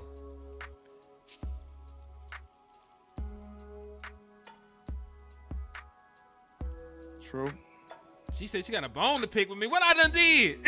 What I done did? Fergus. With me too? Oh, she's saying, cause I know I was born with a halo. I did nothing. You was a so let's just get that understood. You understand? And let's see. Ferg is eligible. So there's a difference. Like there are 31 people that will be actual free agents they can go and choose a different team, and then there's going to be also multiple players who are eligible to get a contract extension. Tyler Smith, your All-Pro guard, will be eligible after this season for a contract extension. Jake Ferguson, your Pro Bowl tight end, will be eligible for a contract extension after this season, and Deron Bland, your other All-Pro corner, will be eligible for a contract extension after this season. So they got years left on their deal, but they're eligible to get paid. And then you also got guys walking out the door. So that's 34, off the top of the head, that's 34 contracts you're thinking about. All right, I got a crazy question to ask. We kind of touched on this before, but let's imagine for a minute, all right? Go in the dream world. Say, for instance, you are 100% sure you are not signed in Deron Bland next year. Trade him. You know this for a fact. And then here comes Team X knocking at the door. Team X knocking at the door saying, hey, I got this primetime defensive tackle for you right here. You know what I'm saying? With a side of linebacker over here. Like, what you want? You want to do the trade or what? Before the beginning of the season, that's what they proposed to you. What would you say? This season? Yep. Right now? Yep. Without signing Stephon Gilmore back and having rookie corners. Yep. That's tough because I don't know how much better I get because I'm making my pass defense work by improving my run defense in a passing league. So I'm scared. So like I need both. So I need to trade the man. I know I'm not going to sign him. You have 10 seconds. This is you got to think on the fly, sir. What is wrong with you? You think you got all day to think about this? This is a prime Can I situation. trade him next year? Can I trade him next year? Man, I just told you the scenario. You gotta No, I don't you want gotta to trade him this year. you gotta play by the rules, sir. Then I don't. That's hard, man. I see why there's like 4-5 be making decisions with the Dallas That's why Cowboys. it's a whole unit of people that make these decisions. Like y'all think Jerry, we you know it's above our pay grade. We sit up and just think Jerry just doing it. Like, nah, it's a team of people who going over every possible scenario before they make these decisions. But what about all right, let's throw a random name out there. Christian somebody Christian said Henny Barmore. under pressure. Man, pressure break pipes. I broke down right then, like woo. Gee, I It got hot. That boy started fanning. Sheesh. No, I can't go to hell. It just got hot right now. I can handle that heat.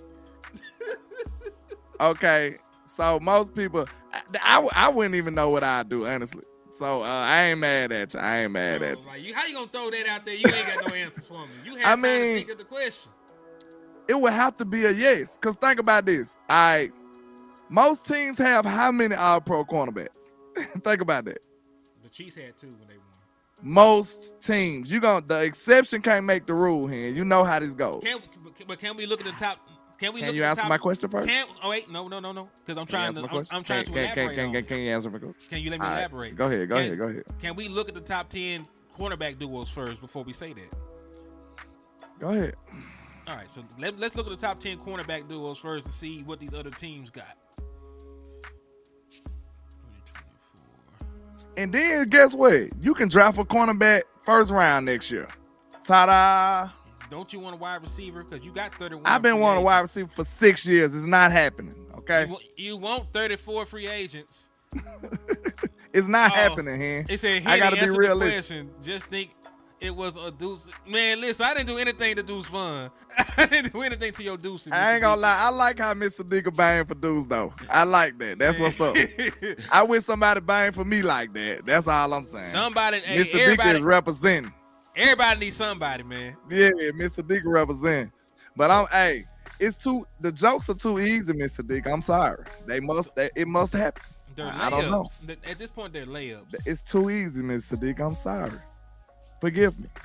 All right. What about all right, so let me look at some of these. Rasul Douglas. So this is what we're doing right now. He's researching the top cornerback duos to answer my question. How many teams have multiple all-pro cornerbacks? That's what we're trying to figure out right now. Shavarius Ward, Diamond.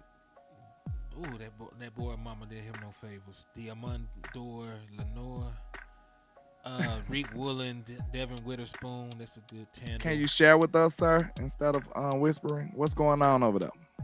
Are you trying to weasel out of the question, sir? Nah, but I also want to throw this out. We currently have the best cornerback duo in the National Football League. Do you think that's sustainable, sir? I only need it for one more year. Like, listen, we're gonna blow it all up next year anyway. Can I at least get this last one? Look like it. Can I at least get this last year out of them then? Because listen, I ain't gonna have this. I ain't gonna have this next year. I might not have. But how all your quarterbacks? Listen, this is off subject, but how are all your quarterbacks free agents? Because they finna blow it up, y'all. I'm sorry. I don't know. Nothing else makes sense.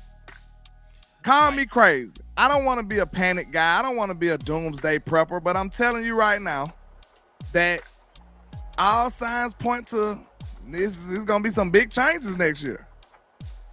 Am I crazy for saying that? Nah, because it's possible.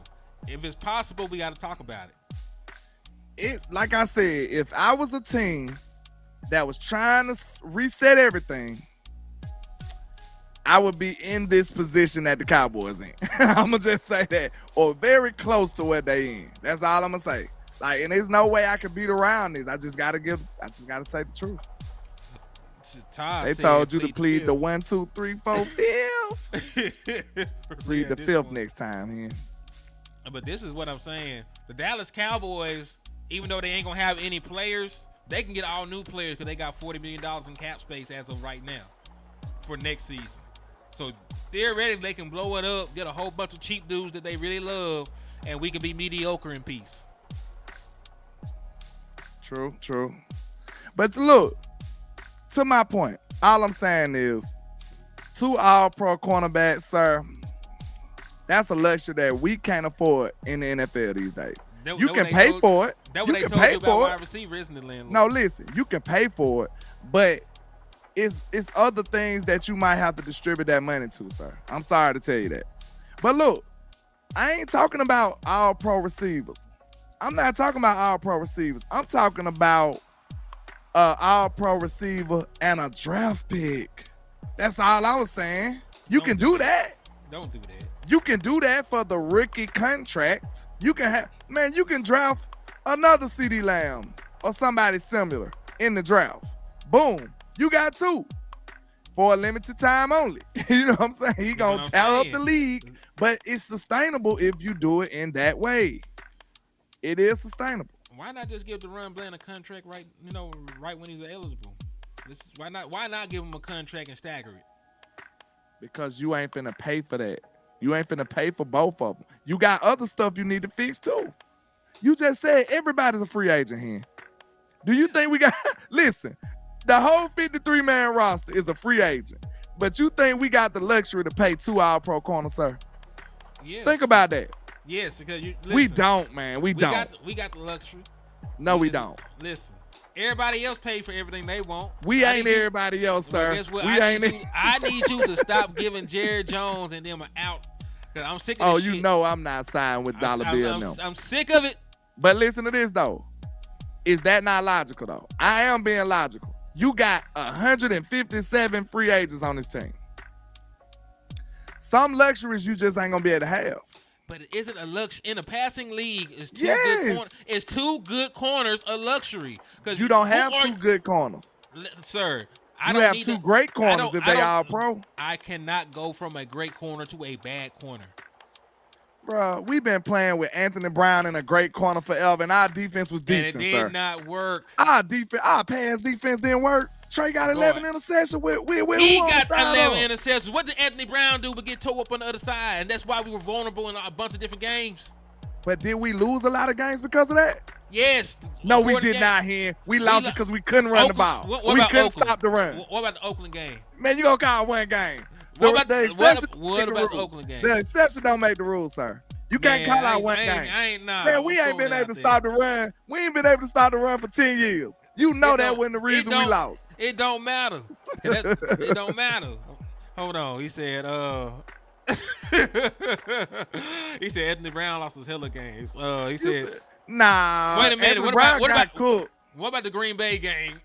When they tore his ass up and got back in the game. What about that game? See, you be choosing to push that from your memory. Keep talking about that game. But as a whole in the season, what was always our downfall? What was always our Achilles heel? Stopping the run. The games we lost, some of the games we lost, but we listen, we win double-digit games every year. There's not that many games we lost to pick from, Landlord. Man, quit hollering at me, man. Listen. I ain't know about hollering at you. Listen, I'm just talking. I just tried to change the subject real quick. That was a deflection strategy right there. I know. Listen, just because I wanted to do this. Man, our likes are looking egregious. Okay? The likes are looking terrible. And I know we can do better than this, man. We done had thousands of people on this live, believe it or not. And my likes are looking like crap.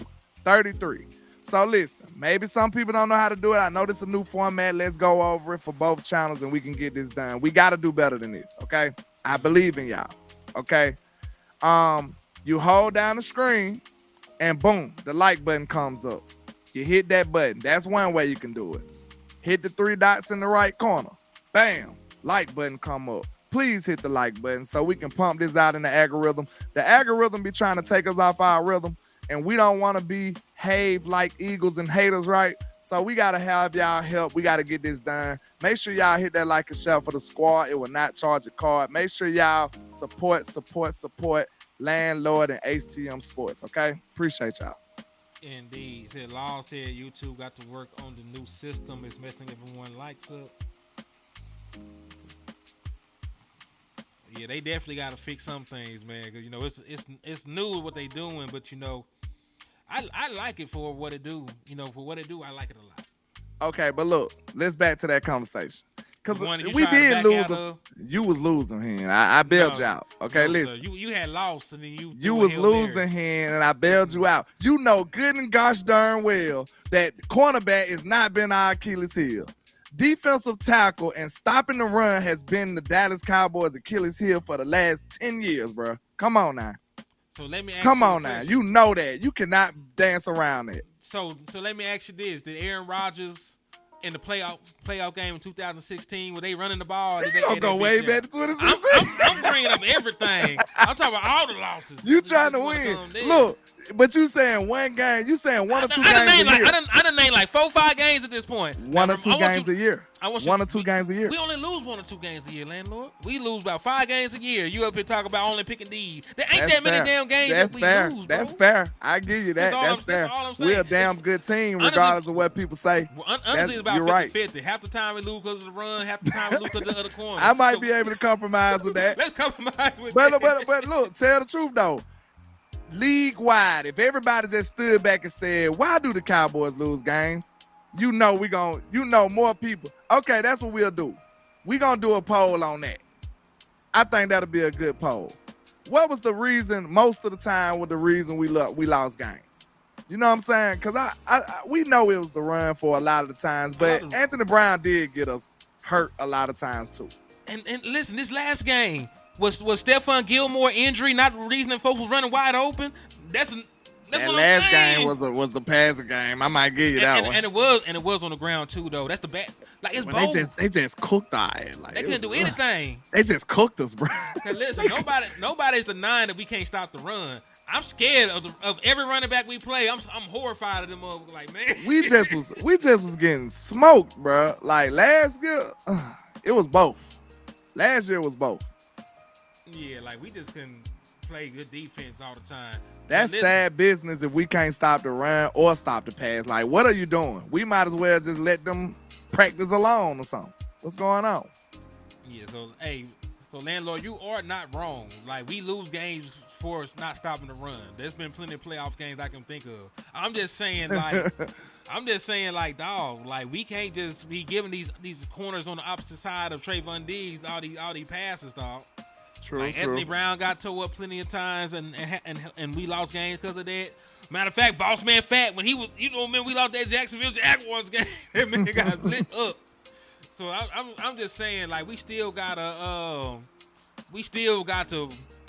keep that opposite corner, and I ain't gonna hold you. Even DaRon Bland be getting towed up sometimes. Man, DaRon Bland be getting smoked. He got his times. He got his times now. But look. Everybody, that's the nature of a cornerback, especially one that got ball production.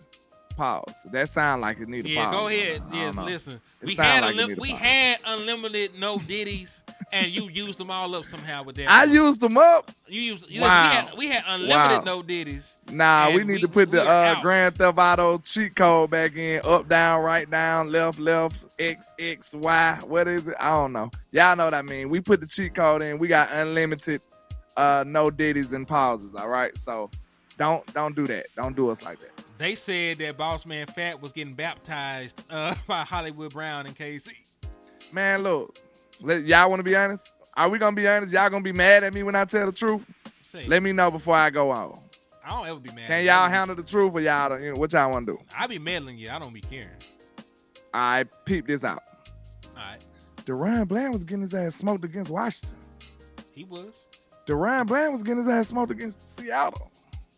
Man, we know that. Yeah. And that was back-to-back games. Was that back-to-back games? Was it? I can't remember. I think that might have been back-to-back games. Yeah, I think Washington was when he had the when he broke the record. He broke the record that game. But he was getting smoked. Like that, it was like a redemption when he got the interception. We was like, thank God. He you know what I'm saying? Because I think was that Scary Terry? Nah, Somebody was cooking. It was the other dude they had. It wasn't Jahan Dotson, but it was what's that was boy? it? Damn, Don't tell me it was a mystery man. He says, hold on, man. Don't tell me it was the mystery man. Good grief. I was hoping it was a name player, somebody with a real first and last name. He got a first and last name. It just he wasn't one of their top two wide receivers. Oh, now this is no by no means saying that Bland is bad. I just told you the nature of cornerback, they get smoked sometimes. You know what I'm saying? Everybody gets smoked. The best cornerbacks get smoked one or two games a year. And you know, the best ones that get smoked 1 or 2 games a year and probably like a play or so a game. Them the best ones. You know what I'm saying? The worst, when you start getting worse, you might start getting smoked 3-4 games, and then you start getting smoked 2 or 3, 4 or 5 plays and a couple Curtis touchdowns. Samuel. That's who it was. Curtis Samuel smoked them? Yikes. He had 100 yards overall, and he was the primary defender. Thank you, Big Cool T Noel. Yeah, bro, that was Curtis. Could he be another victim of the Byron Jones syndrome? What, playing in the wrong position too long? Yeah. I know people think slot and boundary corner is the same thing, but it's really not. It's not. That's a whole different position. Now listen, I take Travis Hunter in an instance. I take Travis Hunter on this team. Do y'all think? Let's say this. Do y'all think Deron Bland is a victim of Byron Jones syndrome, meaning that he's being used wrong? He's at the wrong position. Maybe he should be back in the slot and not on the outside. That might be the whole problem. Not that it's a real problem, really. Man, I don't know, because listen, he was fine at slot. He got 5 picks at slot, and then he broke a record at boundary. So can we really say? We don't know.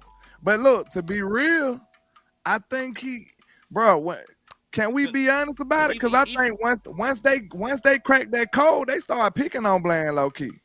Like, let's be real, they did. Once I think after that Seattle game, they was like, "Come here, Bland. Let me holler at you." Mm-hmm. For real. But you also have to have the wide receivers to attack them. Yeah. Not know any old body other than Samuel. You know what I'm saying? Curtis Samuel Samuel, L. Jackson he's did still him a 4-3 dirty. guy. Well, he fast, okay.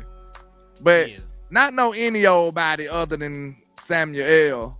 gonna do Bland dirty like that on a consistent basis. Maybe he just had an off game that game. But DK, that was brutal. I'm not gonna lie to you. No, DK like that, but that was brutal though. Like, you can't lose most of the reps. He lost most of the reps that game. Oh, he did, but you know. You can't lose most of them. If you one of those dudes, you got to go 50-50. That's a decent game against a great like Metcalf. You know what I'm saying? You can't go, 70-30. You can't go 70-30. That's a terrible game right there.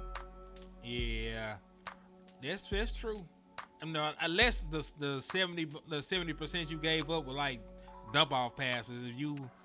If you held them down the field and shit, they got like 7 catches for 30 yards. You done went crazy, honestly. He still got an interception that game, didn't he? He got a pick. Bland ain't no joke though, bro. He still ain't no joke though. I don't think Bland had a game where he was bad from start to finish. Like, I think he had some games. No joke. I think he had some games. There was a lot of rough patches, and he still came through for you. Okay, let's transition into my question I asked today. What's that? Okay, I said, who the hell is this? Oh, my bad. I said, who will be the odd man out in this cornerback equation?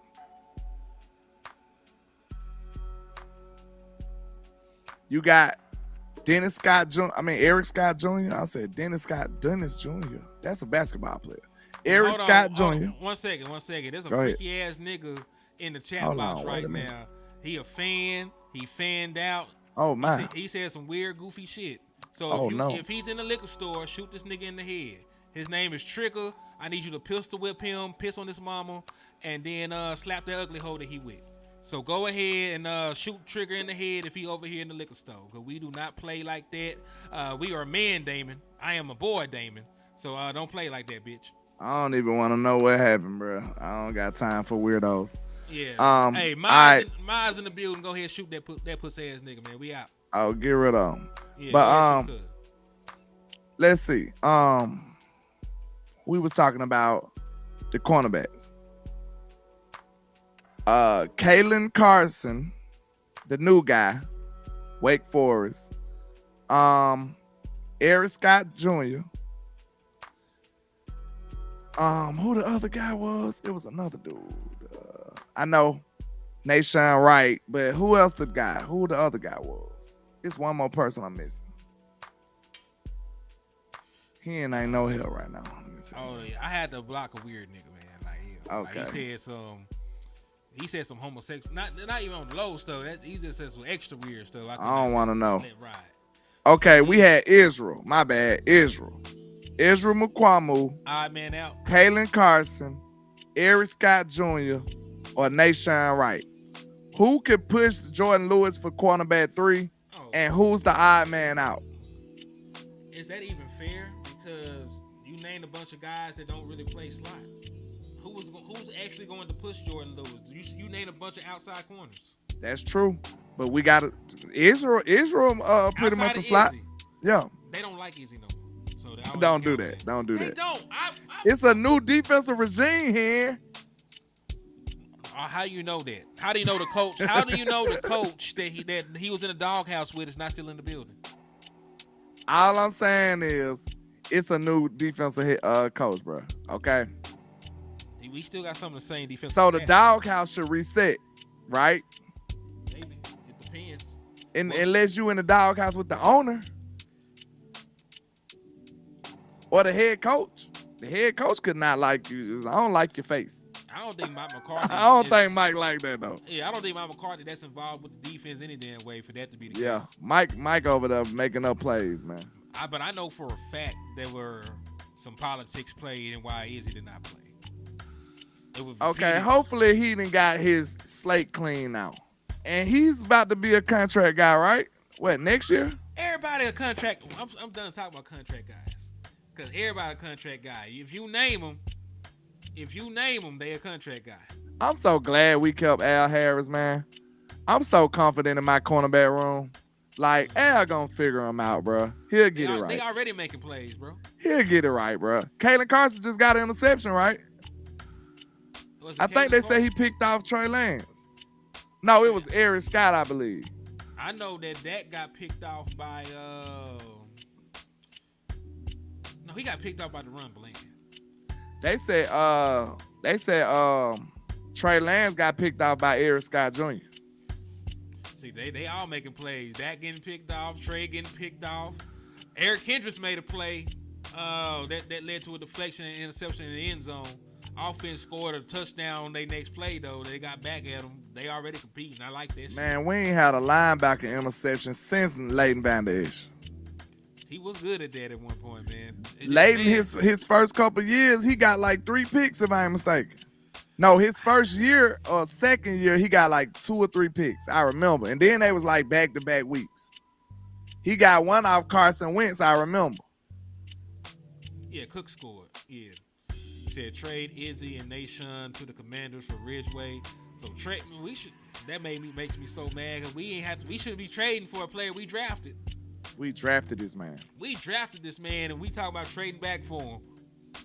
Sadness. That's what I be experiencing sometimes with this team. Just pure unadulterated sadness. I mean, pain builds character though. True. Scars build character too. So yeah, you're right. They take us through a lot though. Man, I'm so sick. Matter of fact, did we have the Dak Prescott interview? We want to play the Dak Prescott interview and see if we got any tidbits we can take away from that. I know one thing. He said he happy as a mother that Zeke back. Let's see what my boy talking about. He said that at the end of the interview. It's about 12 minutes. I got time to play it. Matter of fact, let me Not really. Yes, we do. Quit playing with the church's money, man. You just got here. Don't do that. I've been here about an hour now. Man, hell no, you ain't been here no hour. You been in this mug like 20 minutes. You see, he on color people time. Man, I've been working all day. This work too, but this the work I actually enjoy though, so it's different. I know it be like that sometimes, man. All right, so let me stop the screen recording of the other one. Pull this one up.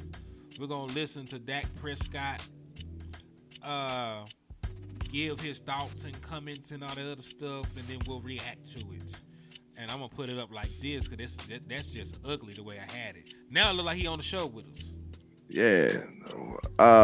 Cowboys Combos featuring Dak Prescott. Cowboys Combo featuring Rain Dakota Prescott. You gotta get real formal and professional when Dak Prescott ass up there. He gonna say all the people. Cowboys Combos featuring All-Pro quarterback Dak Prescott. Indeed. All right, let's play the video and let's see what Future this was your best MVP. all-season program since he's been here with you. One, would you agree? And two, if you do, why is that? What? Yeah, I mean, I'd agree just first and foremost is it's what I put into this game. It's what this game means to me. I talk about it every offseason. Any chance we talk, that my focus is always getting better overall in every way that I can, every aspect of my game, and making sure I push the other people around me. And Mike's comments are a result of us doing that from the time this offseason began. Before it began with the team activities, us guys getting together to really the growth, I guess you can say, in my play and the jump I'm making is the second year in his offense as well, is being more comfortable right with the footwork. Guys, the receivers around me, their second year in it, they're more comfortable, they're more confident. Things are just faster off the line from the huddle through the play to the scramble drill when a play doesn't work. We were truly understanding. Everybody understands, I guess you can say, and it's just making the communication, my approach, and just allowing me obviously to play with more confidence. It was such an uncharacteristic performance by the team to end last season. Has that been any motivation at this stage, or is that something this stage is just kind of breaking it down, work on yourself, and the motivation or what you need really kind of goes into training camp forward? Yeah, I mean, that should be the start of your offseason. I mean, that's got to motivate you individually as a man, and then obviously as a football player to go and accomplish the offseason that you want to have, take the steps necessary that you need in the time before you get back with the team. And then when you get back into the team group, obviously everybody feels it. And so that urgency even increases at that. But at this point, it's about improving on where we are. We're in a much better place right now than we were a year ago at this time. And it's about continuing to make those steps. And yeah, that'll always be a motivation factor depending on who you are, what you did in that game and how it played out. And so, yeah, it'll continue, but it's about just making sure these guys are getting better. We all understand the urgencies of us improving. Why do you say you're in a better place now than you were a year ago? Yeah, I mean, just second year offensively for sure, right? Second year in Mike's offense. Yeah, that last year at this time, right, was the first time you're hearing these things. You're on the 500 level now, you know what I mean? And you're talking these plays in particular game situations, down in distances, and not just, you know, the breaks, the alignments, and things like that, right? We were getting into the nuts and the bolts of the thing. So, yeah, it's just year two of anything. I'm sure year two, and, you know, when you're covering, you're a lot more better, a lot confident in it. And I just think that us and the quarterbacks, we just broke down at the end of practice and talked about what we felt good about this offseason in comparison. And, yeah, that was the first thing, is being in year two, everything's faster. People on the outside will say, look at the team and say you lost a lot of guys. You didn't replace a lot of veterans. You're going with a lot of young guys. They wouldn't say you're better off talent-wise. And how would you address that? Talent's just the beginning, first off. And you don't win games with just talent. So, and you don't win games on paper, and talent's really not decided on paper. So let's talk about that real quick, man. Let's talk about that little tidbit he just said. So they did lose some players, but I think one thing I want to say, he is right. Talent is not the only thing that you look at, right? I also don't think they lost that much talent, dog. And I think people overstate how much talent the Dallas Cowboys have actually lost. Because outside of Tyron Smith, right, who you really didn't know who's gonna play the entire year this year either, right? Let's be realistic and put that out there, right? Let's be realistic and just say that. Outside of All-Pro Tyron Smith, a lot of the people that you lost are replaceable, man. Like Stephon Gilmore, I like him. He wasn't healthy at the end of the season. He still really ain't healthy right now. You still got to run Bland, and you're getting Trayvon Diggs back. You still got Micah Parsons. Now, I didn't like that you lost Big Hank, right? Jonathan Hankins, he was your best one tech. But, outside of that, I think your linebacking core got better by adding Eric Kendricks. I think that you did have a pretty solid draft, at least in terms of athleticism. So I don't really think they lost a whole bunch of shit. True. That we lost a lot of depth. You know what I'm saying? We lost a lot of depth. But shout out to my boy Bobby Ellis for being a trapper for 2 months. You understand? And his trap message is Dak going to get paid before training camp, Landlord. I hope so. It'll give everybody a boost and light a spark behind everybody. I think it will. But what was your point, here? In regards to that, I'm just saying I think people are over exaggerating about how much talent that we lost. Because, man, your defense already was giving up 28 points per game against good teams. So if you lost a couple of guys that were responsible for that, did you really get that much worse? Your offense damn near the same. And you replaced Tyron Smith with a first-round pick. We damn sure upgraded Tyler Biadasz. I'm not even going to argue nobody about that. Even if you don't think that Tyler, and he won't be first year. Tyler Guyton won't be as good as Tyron Smith, but I know damn well Cooper Beebe going to be better than Tyler Biadasz. I feel the same about that. And then when you think about it, we lost Michael Gallup, but more opportunities for any one of those guys is better. I think we wasted a lot of reps for Michael Gallup. We wasted a lot of targets because he did not produce. I don't know why, but, he just didn't produce. So, I think the offense could be more efficient and just overall better with just targeting better players. So, okay, Michael Gallup gone. Then you got Dorrance Armstrong, Dante Fowler. We love Sam Williams over here. Slam Williams, I think he can be a monster. I think he can honestly be a double-digit sack guy. But he just got to make sure he stay focused, keep his head on straight, stuff like that. I feel like he will. I feel like Zim is the right kind of guy for him. I think Sam is a dude that needs a little structure. Like, that's my guy, but I think he needs a little structure. Some people, you know what I'm saying? Some of your friends you got to pay a little more attention to. Because, like, you know what I'm saying? They get the wandering or something and they might find some trouble. Like, I think Sam Williams needed that new voice in the building. I really do. I think it's going to work out and work wonders for him. I mean, you also got to think the man is young. Yeah. When we talk about Sam Williams, he is a very young dude, man. So, he might have, some things he got to work through. But he's a very talented player, and he should have some opportunities. Unless Nealon straight up beats him out in the rotation for defensive end 3, then Sam Williams will have a productive season. But I think even with adding Nealon, you added a guy who's a great run defender, and he'll give you some effort sacks. Because I don't think he's a natural pass rusher like that, but he's not ever going to give up on a play. Ever. He'll definitely do what D.A. did. Dorrance Armstrong always ended up with sacks, not because Dorrance Armstrong was this world generational talent as a pass rusher. He just didn't stop playing. Facts. And before we get back into the interview, man, make sure y'all support the channel, man. I know HTM been on here for almost 2 hours. I was running out of work and driving through a monsoon, a crazy weather storm to be here for y'all, man. So make sure y'all support. Make sure y'all hit the like and share button at the very least. If you're feeling generous, you make sure you hit the Cashapp, the donate, the super chat. That's how you support the independent content creators, man. And we do appreciate y'all, man. Make sure y'all subscribe too, man. I know it's a whole lot of new people watching the show as of late. I go by Landlord from Alabama. That's my partner, HTM Sports. Make sure y'all go to our channels and sub up, man. We appreciate y'all for all the love and support. Indeed. And, hey, speaking of donation, if you send $5 to $Hennythemoor, or if you send $5 through the super chats or super stickers, you will get entered for a Dallas Cowboy jersey. So we're holding a raffle in the liquor store. So you want an opportunity to win a Cowboy jersey of your liking, all you got to do is hit the Cash App or the Super Chat to get raffle entries. Facts. But let's get back into the content.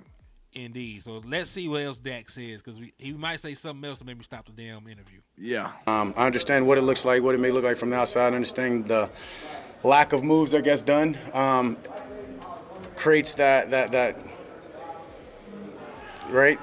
conversation. But I'm confident in the men we have. Honestly, I just said it when I was talking about breaking the quarterbacks down. For the last 3 years, going back to, I guess, Tyler Smith's rookie class, right? I was like, man, it's the best rookie class I've seen. To said it last year, honestly, I said it again. I'll say it now. Yes. And very confidently. Now, listen, we've been fighting for Dak all offseason, right? I've been saying I don't feel like he got enough weapons. But Rain Dakota Prescott, if you going to sit up here and tell us you do, I'm not going to say that no more. Is that fair? It's fair enough, because you also got to think about it. I'm not saying that no more, bro. You got enough. Go ahead. I was actually just going to say he has a relationship with those guys. They're his friends. So True, I give you that. He's not going to say that he don't. I can get better than Brandon Cooks. That's his homeboy. Like, that's his partner at this point. They work out. They work out. He done been in this man's house. They met his baby mama. Like, you ain't gonna just. Yeah, you can't just kick him under the bus. Yeah. I understand that, man, but you can't just. He just caught up between a rock and a hard place, man. Because I know Dak know he need more. I know that, but he just can't say it. But he also. But got to be held accountable too. He also. But listen, he also has Jake Ferguson. He loves tight ends. He probably ain't think about another damn wide receiver. He got John Steven Jr. too. John Steven Jr. So he might feel good about that. Yeah, he got CeeDee Lamb, man. Like, if I wake up, I can throw the ball to CeeDee Lamb. I might feel like I'm that nigga. All right. Like, you got a super over there on your end. Yeah, Bobby Ellis said a Larry Allen jersey. Let's go, man. Shout out to you, Bobby Ellis. And I just enter you in. I'm going to put your name in here with all of the other raffle entries. Matter of fact, let me do that while I'm thinking about it. Let me add you in here, though, real quick. Boom, boom, boom, boom. But yeah, man. Here you go. I don't know if it's foul for me to say he ain't got him, but he won't say it. I know he can't say what I can say, you know. But listen, wait. Hold the hell on. We can't sit here and we just did an hour show about Micah Parsons needing not to say some shit. And we up here trying to push for Dak Prescott to say some shit that will hurt the team. You're right. How am I supposed to go to war with a man he don't even think I'm good? Time out. You don't even think I'm good enough. I have no fight, sir. You're right. Okay, you're absolutely right. You're right. I can't defend that. You know what I'm saying? I don't want Dak to say they suck. So what do I want him to say? I don't know. But it's still like that's what it implies. You say we need. I have no idea what I want him to say. Now that you said, like, what do he say? Like, he can't say they suck. He can't say they. Well, he gotta say they good at least, even though he know they're not as good as he would like them to be. He's stuck, bro. He's stuck between a rock and a hard place. I don't know. That's foul.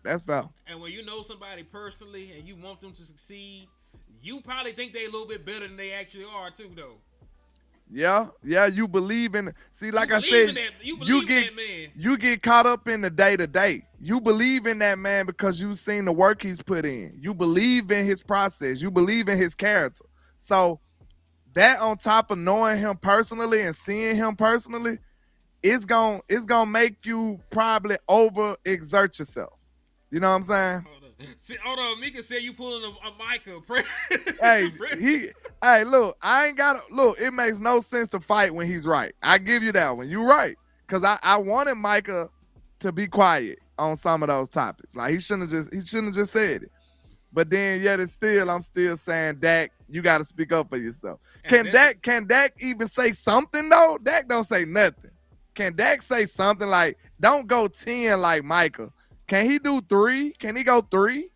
And on a situation like that, for people that you got to throw the ball to, like even when he was playing with Deontay Thompson and Allen Hurns, he respected them enough as professionals to not throw their ass under the bus. To not throw them under the bus. Yeah. Because listen, if there's a soundbite of Dak Prescott saying that they don't have enough, or he wished that he had another weapon, or he wished he had more, you just said we're not talking to to regular Dallas Cowboys media. This is going to be on ESPN. Shady McCoy going to be talking shit, talking about Tom Brady would have never said that. So, you know what I'm saying? Like let's open up a can of worms and problems that he should not eat. Just JB, at the same time, he can be a company man, but you know what happened to them. He got to go down with the ship then. Listen, I think you got to go down with the ship. There are some things that he can speak on. That's just not one of them. You're right, though. I don't know how he would even imply that. Yeah, I don't know. Yeah, man, you know. Like, I'm sick of Brandon Cooks' ass, man. I ain't gonna lie. I'm so sick of him being short. I don't like Turpin, bro. You know what I'm saying? Turpin arms out. You know what I'm saying? That little. He can't just say stuff like that, bro. He just can't come out and diss his players. He just can't. Somebody called Brandon Cooks a flying body catcher in the Who chat said box? that? Somebody said that shit in one of the other shows. I don't want nothing to do with that, bro. Y'all already know. I got a bad Brandon Cooks reputation. I'm sorry. They call that man a flying body catcher. What if Dak Prescott said some shit like that? What would y'all do? What would y'all say? Shout out to Brandon Cooks, the flying body. You know what I'm saying? Nah, you can't do stuff like that. So, look. But at the same time, he's playing nice. He's playing company, man. But at the same time, he must. Willie Stovall, you said that. Willie said that. Wow. Was in the chat box. Willie, You guilty. That shit was funny. You guilty, man. You guilty. Oh, Bobby Ellis sent $5 for you to get a raffle entry for a Deuce Fun jersey. Don't do that. Don't do that. Don't do that. It's probably gonna be too small for me. That's funny. Brandon Crickets. I think so. Yeah, I remember that one. Brandon Crickets is insane. It's crazy. You gonna be wearing a bigger Deuce Vaughn jersey than Deuce Vaughn. That's wild, ain't it? When you think about it like that. Even with his pads on. This is insane. Even the jersey slander. that fit around his pads wouldn't be big enough for me. That's crazy. Insane slander. I didn't even mean for this to happen. Hold on, man. I have to give his jersey that he wear over his pads to my son. You must got toddlers. That's wild. Damn, man, shout out to Deuce. I'm glad Mr. Dika gone by now. So we safe. We safe. Mr. Dika gone by now. We good. $58 million. I think Dak will take $58 million. I think he'll take 57. I think as long as Dak Prescott resets the market, he'll sign. Because Dak Prescott never said he wanted $60 million. Somebody on ESPN said that wild shit. You know, he never said he wanted 60. But let's go ahead and keep going. He up here, landlord want Dak to blow up the spot, man. Damn. I'm sorry, man. My bad. It's good. We forgive you, man. Miss Mika, don't be snitching. It's no snitching in the trap, Miss Mika. It's no snitching, okay? It's no snitching in the trap. Don't do that. She's talking, I'm going to tell her. That's messed up. Mr. Dika already said she got ears out here, man. Mr. Dika going to come through spinning the block. We don't want no smoke with Mr. Dika. He said Dak already said he need better players. Hold on, man. Well, he sort of did say that they didn't make no move, but at the same time, he did say that though, didn't he? He said, okay, bravo Dak, because he said he did it, but he didn't ruffle no feathers. He's super PC guy, right?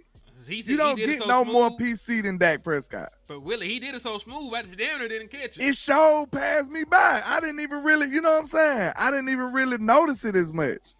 That was slick. Dak slick. He's slick with it. I ain't gonna lie. That boy from that boot, you know them country boys be talking. She said, I ain't snitching, but there's rats in the trap. Okay. I see how you operate. Man, he said, but man, that's crazy. I thought I seen Mr. Digger in here. I got scared for a minute. My bad. I'm like, hold on. The enforcement in here. My bad. But yeah. I don't know about that, man. I really don't. That gonna have to go down with the ship. That's just how this works.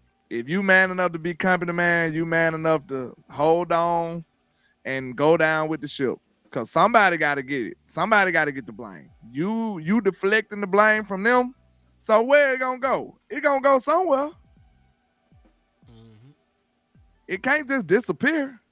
The blame gotta go somewhere. Everybody needs blame when folks fail, though. The accountability, yeah. Accountability, and listen, It could be this much accountability. It could be this much. It could take up the whole damn screen. You know, not every situation is created equally in regards to that. Let's go and get done with the video, man, because I ain't ate not one iota of food, okay? Shit, don't sit up here and die on the screen, man. It's possible, you know what I'm saying? We're going to pray about it. I'm going to pray for you. All right, let's go. Say that they're better than last year's best class, and that's credit to each and every one of those guys who've come in with the right mindset. Credit to our coaches that I'm confident in what we've got, what we can do. Second year in this offense, you'll see some guys that maybe just didn't have the opportunity, whose opportunities upon us and going to make big plays. Guys like Jalen Brooks, Cropper, hold on, wait. a bunch of Deuce, a bunch of guys that just. He named Jalen Brooks real quickly. He named Jalen Brooks before he named Jalen Toad. He named Jalen Brooks like ASAP. I'm not gonna cap. So maybe my assessment was wrong. I called him the Dennis Houston of camp. We'll have to see. He also spoke. He said Jalen Brooks' name ASAP, like ASAP. Man, but he spoke highly of Dennis Houston too, though. But Dennis Houston was the only dude that could run those raggedy ass option routes, so that's different. Exactly. All right, I ain't gonna hold on to that too long, but let's move along. Young, but their time's coming. Today in 7-on-7, some big plays on both sides of the ball, big energy on both sides of the ball after those big plays. How good does it feel to kind of already have a training camp feel to your reps in early June? I love it. We all know I love to compete, talk trash. So that's the base of it. You have to have fun doing this, and we know each and every day we're going to come in, we're going to compete against each other, but we're trying to get each other better. And so, no better way than competing, talking, having energies high, celebrating after big plays, and it just makes it fun. It makes that whole iron sharpen iron fun. Understanding you're dealing with heat, dealing with all this other stuff, but at the end of the day, we're just trying to get better, and let's have fun doing it. How do you balance that? How do you balance this period until camp going forward? Because you have the personal time to get away from it, but you also take a trip with some of the guys and bond and work there and work on routes. So kind of what does your schedule look like from this point on? How do you address it? Yeah, I've got a busy couple of weeks coming up, honestly. But I'm just doing what I always do. I feel like I say it all the time. I'm going to stay present. Right now it's this interview. Right now it's, getting to meet with these guys this afternoon. Finishing mini camp tomorrow, and then from there I'll see what that day has. And that's what have always allowed me to have the energy to have a crazy schedule, to be able to enjoy my time with my family. And then when it's football, and that's where all my energy goes is just by staying present. So no better time for me to practice that, honestly, than this busy month that I have coming up. How has been a dad change in you going away with the guys? I mean, would that make a difference this year than in past years when you were single and you really have the responsibilities?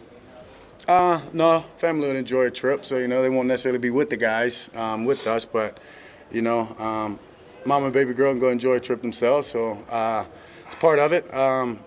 I've talked about it before. She does a great job of just allowing me to focus when I need to focus, and football is what allows us to have that life. Yeah, I mean, they may join the trip, not with the guys like I said, but at the end of the day, it's a blessing to have that responsibility and be able to balance the two, and being present is what allows me to do it. Dak, there's always a sense of urgency around here, but there's also some uncertainty with contracts for guys. Last year for you, last year for some guys, every coach, all that stuff. Does it raise any urgency as you're going into this season? This is the urgency you should always have, to be honest. So maybe guys who normally wouldn't feel it. So I don't mind it. Been in this position before. I'm a gambling man. Will gamble on myself and my guys. So not actually, guys. I understand. There's been a lot of shit with that. So not that way. Just so yeah. That being said, yeah. There you go.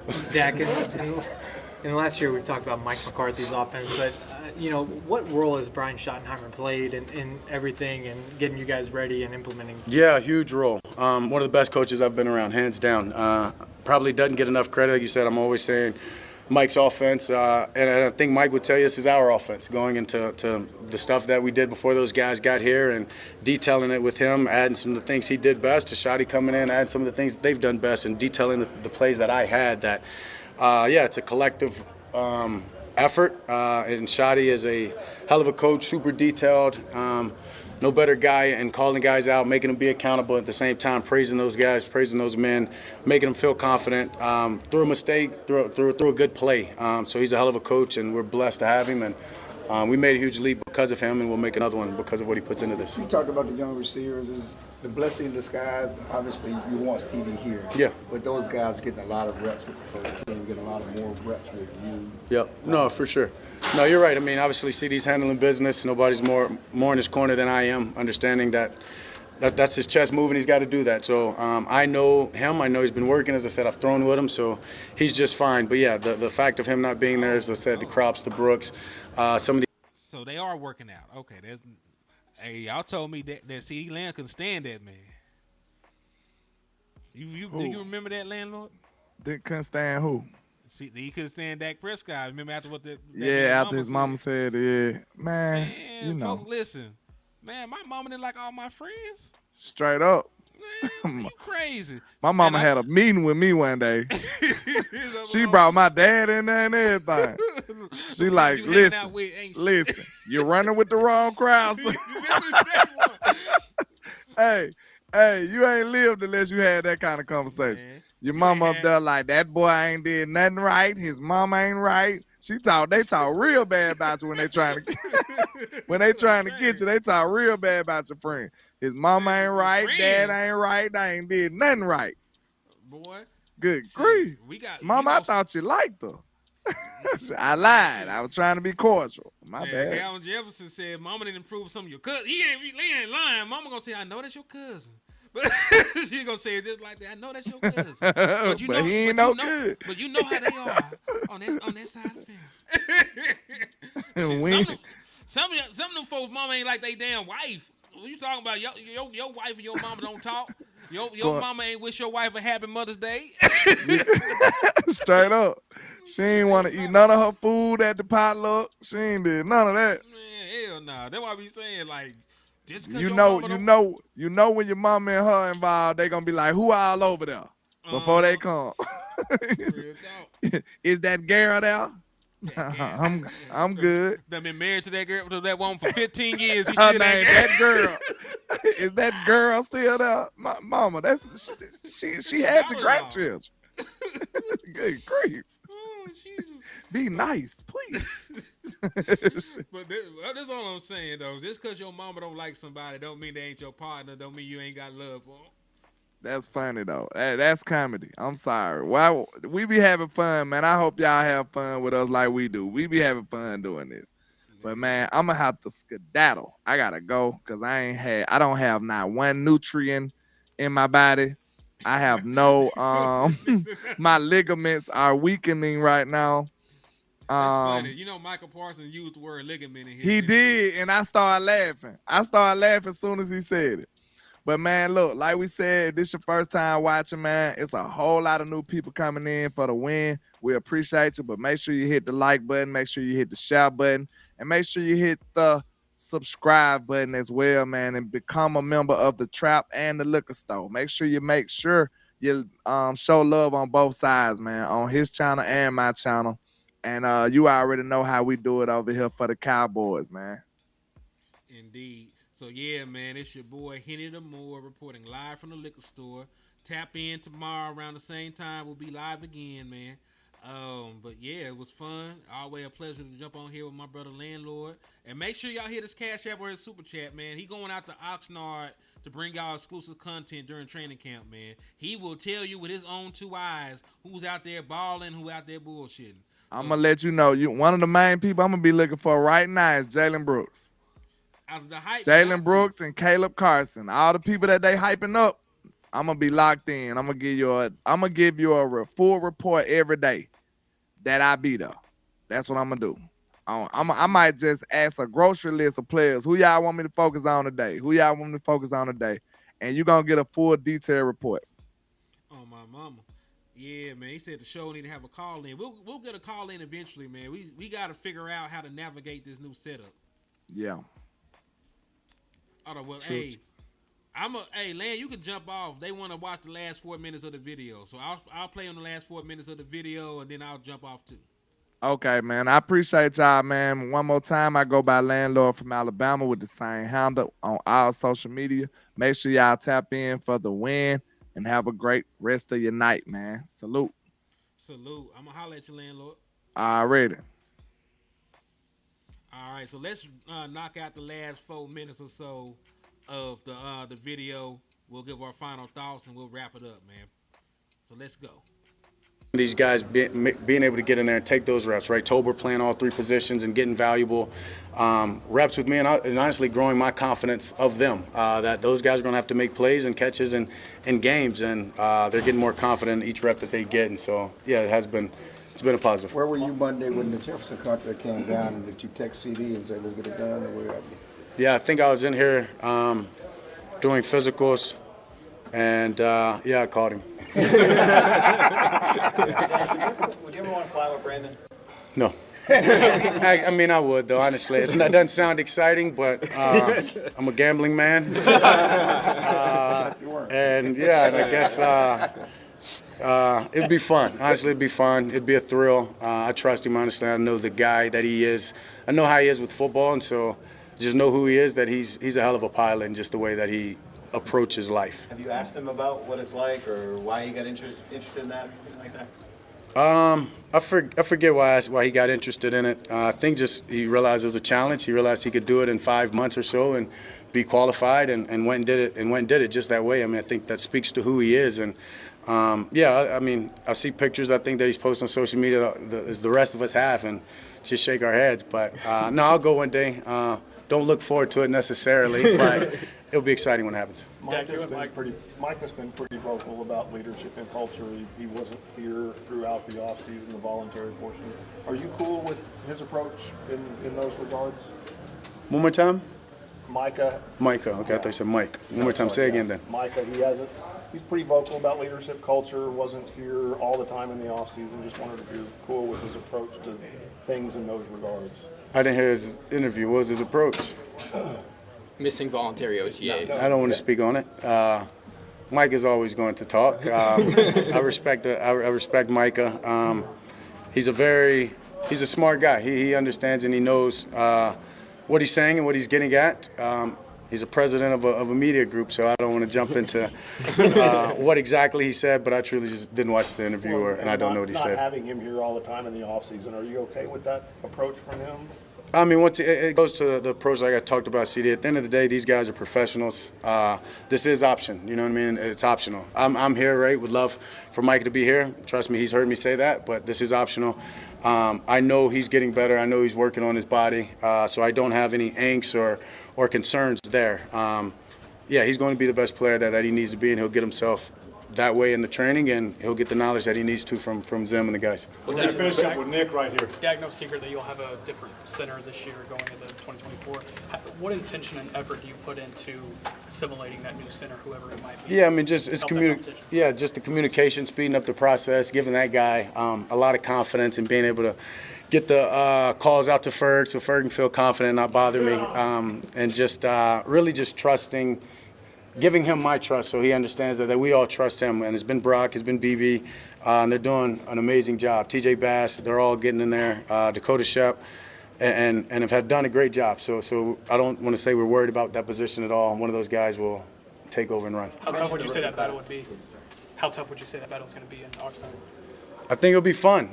It's anytime you've got competition and you've got a couple of guys who are capable of that being their job and are fighting for it, it's only, you're going to get at least 2 or 3 guys better out of it, no matter who gets the job. So it's fun. You mentioned the rookie class. What have you seen from Guyton? What has caught your eye about him? Yeah, this whole class, just how smart they are, them understanding the attention to details, following the old guys, asking questions, not being hesitant. A lot of times you get rookies come in, the eyes are down, this group walks around, head up, looking to engage in conversation, looking to learn, and it starts with Guyton, honestly. Leader of that group, first pick, and he's done a great job, as the rest of them have, of coming in and having a great offseason to make sure that they hit training camp full speed. How these last few months been with Zeke back in the building and how he's looked? The fucking best. And there you have it. That's Mike was saying he thought this. And his interview. And listen, you are right. He does cuss like a sailor in real life. He really be cussing through the interviews. You know what I'm saying? So yeah, but there's a couple of tidbits to take away from that, man. Like he mentioned Jalen Brooks multiple times. He mentioned Jalen Marino Cropper multiple times. And like you said, you know, having that trust with a wide receiver. Basically, if he don't trust you, he ain't throwing you the ball. If he ain't throwing you the ball, you're not gonna get on the field no way. So building that trust and having that camaraderie with Dak Prescott is how you are able to eat in Dallas if you're a skill position player. But yeah, man, like well, it's been 2 hours and some change. I do have to depart. I have some things to do. Appreciate y'all for everything, the love and support. On the way out, man, hit that like button, hit that share button, slap the shit out of Eagles fan to get that liquor store discount, because we got everything you need under the sun, right? We got gin, we got hen, everything you need to make you sin, so tap in with your boy. And in the words of my brother, West Coast Cowboy, never look down because the star is up.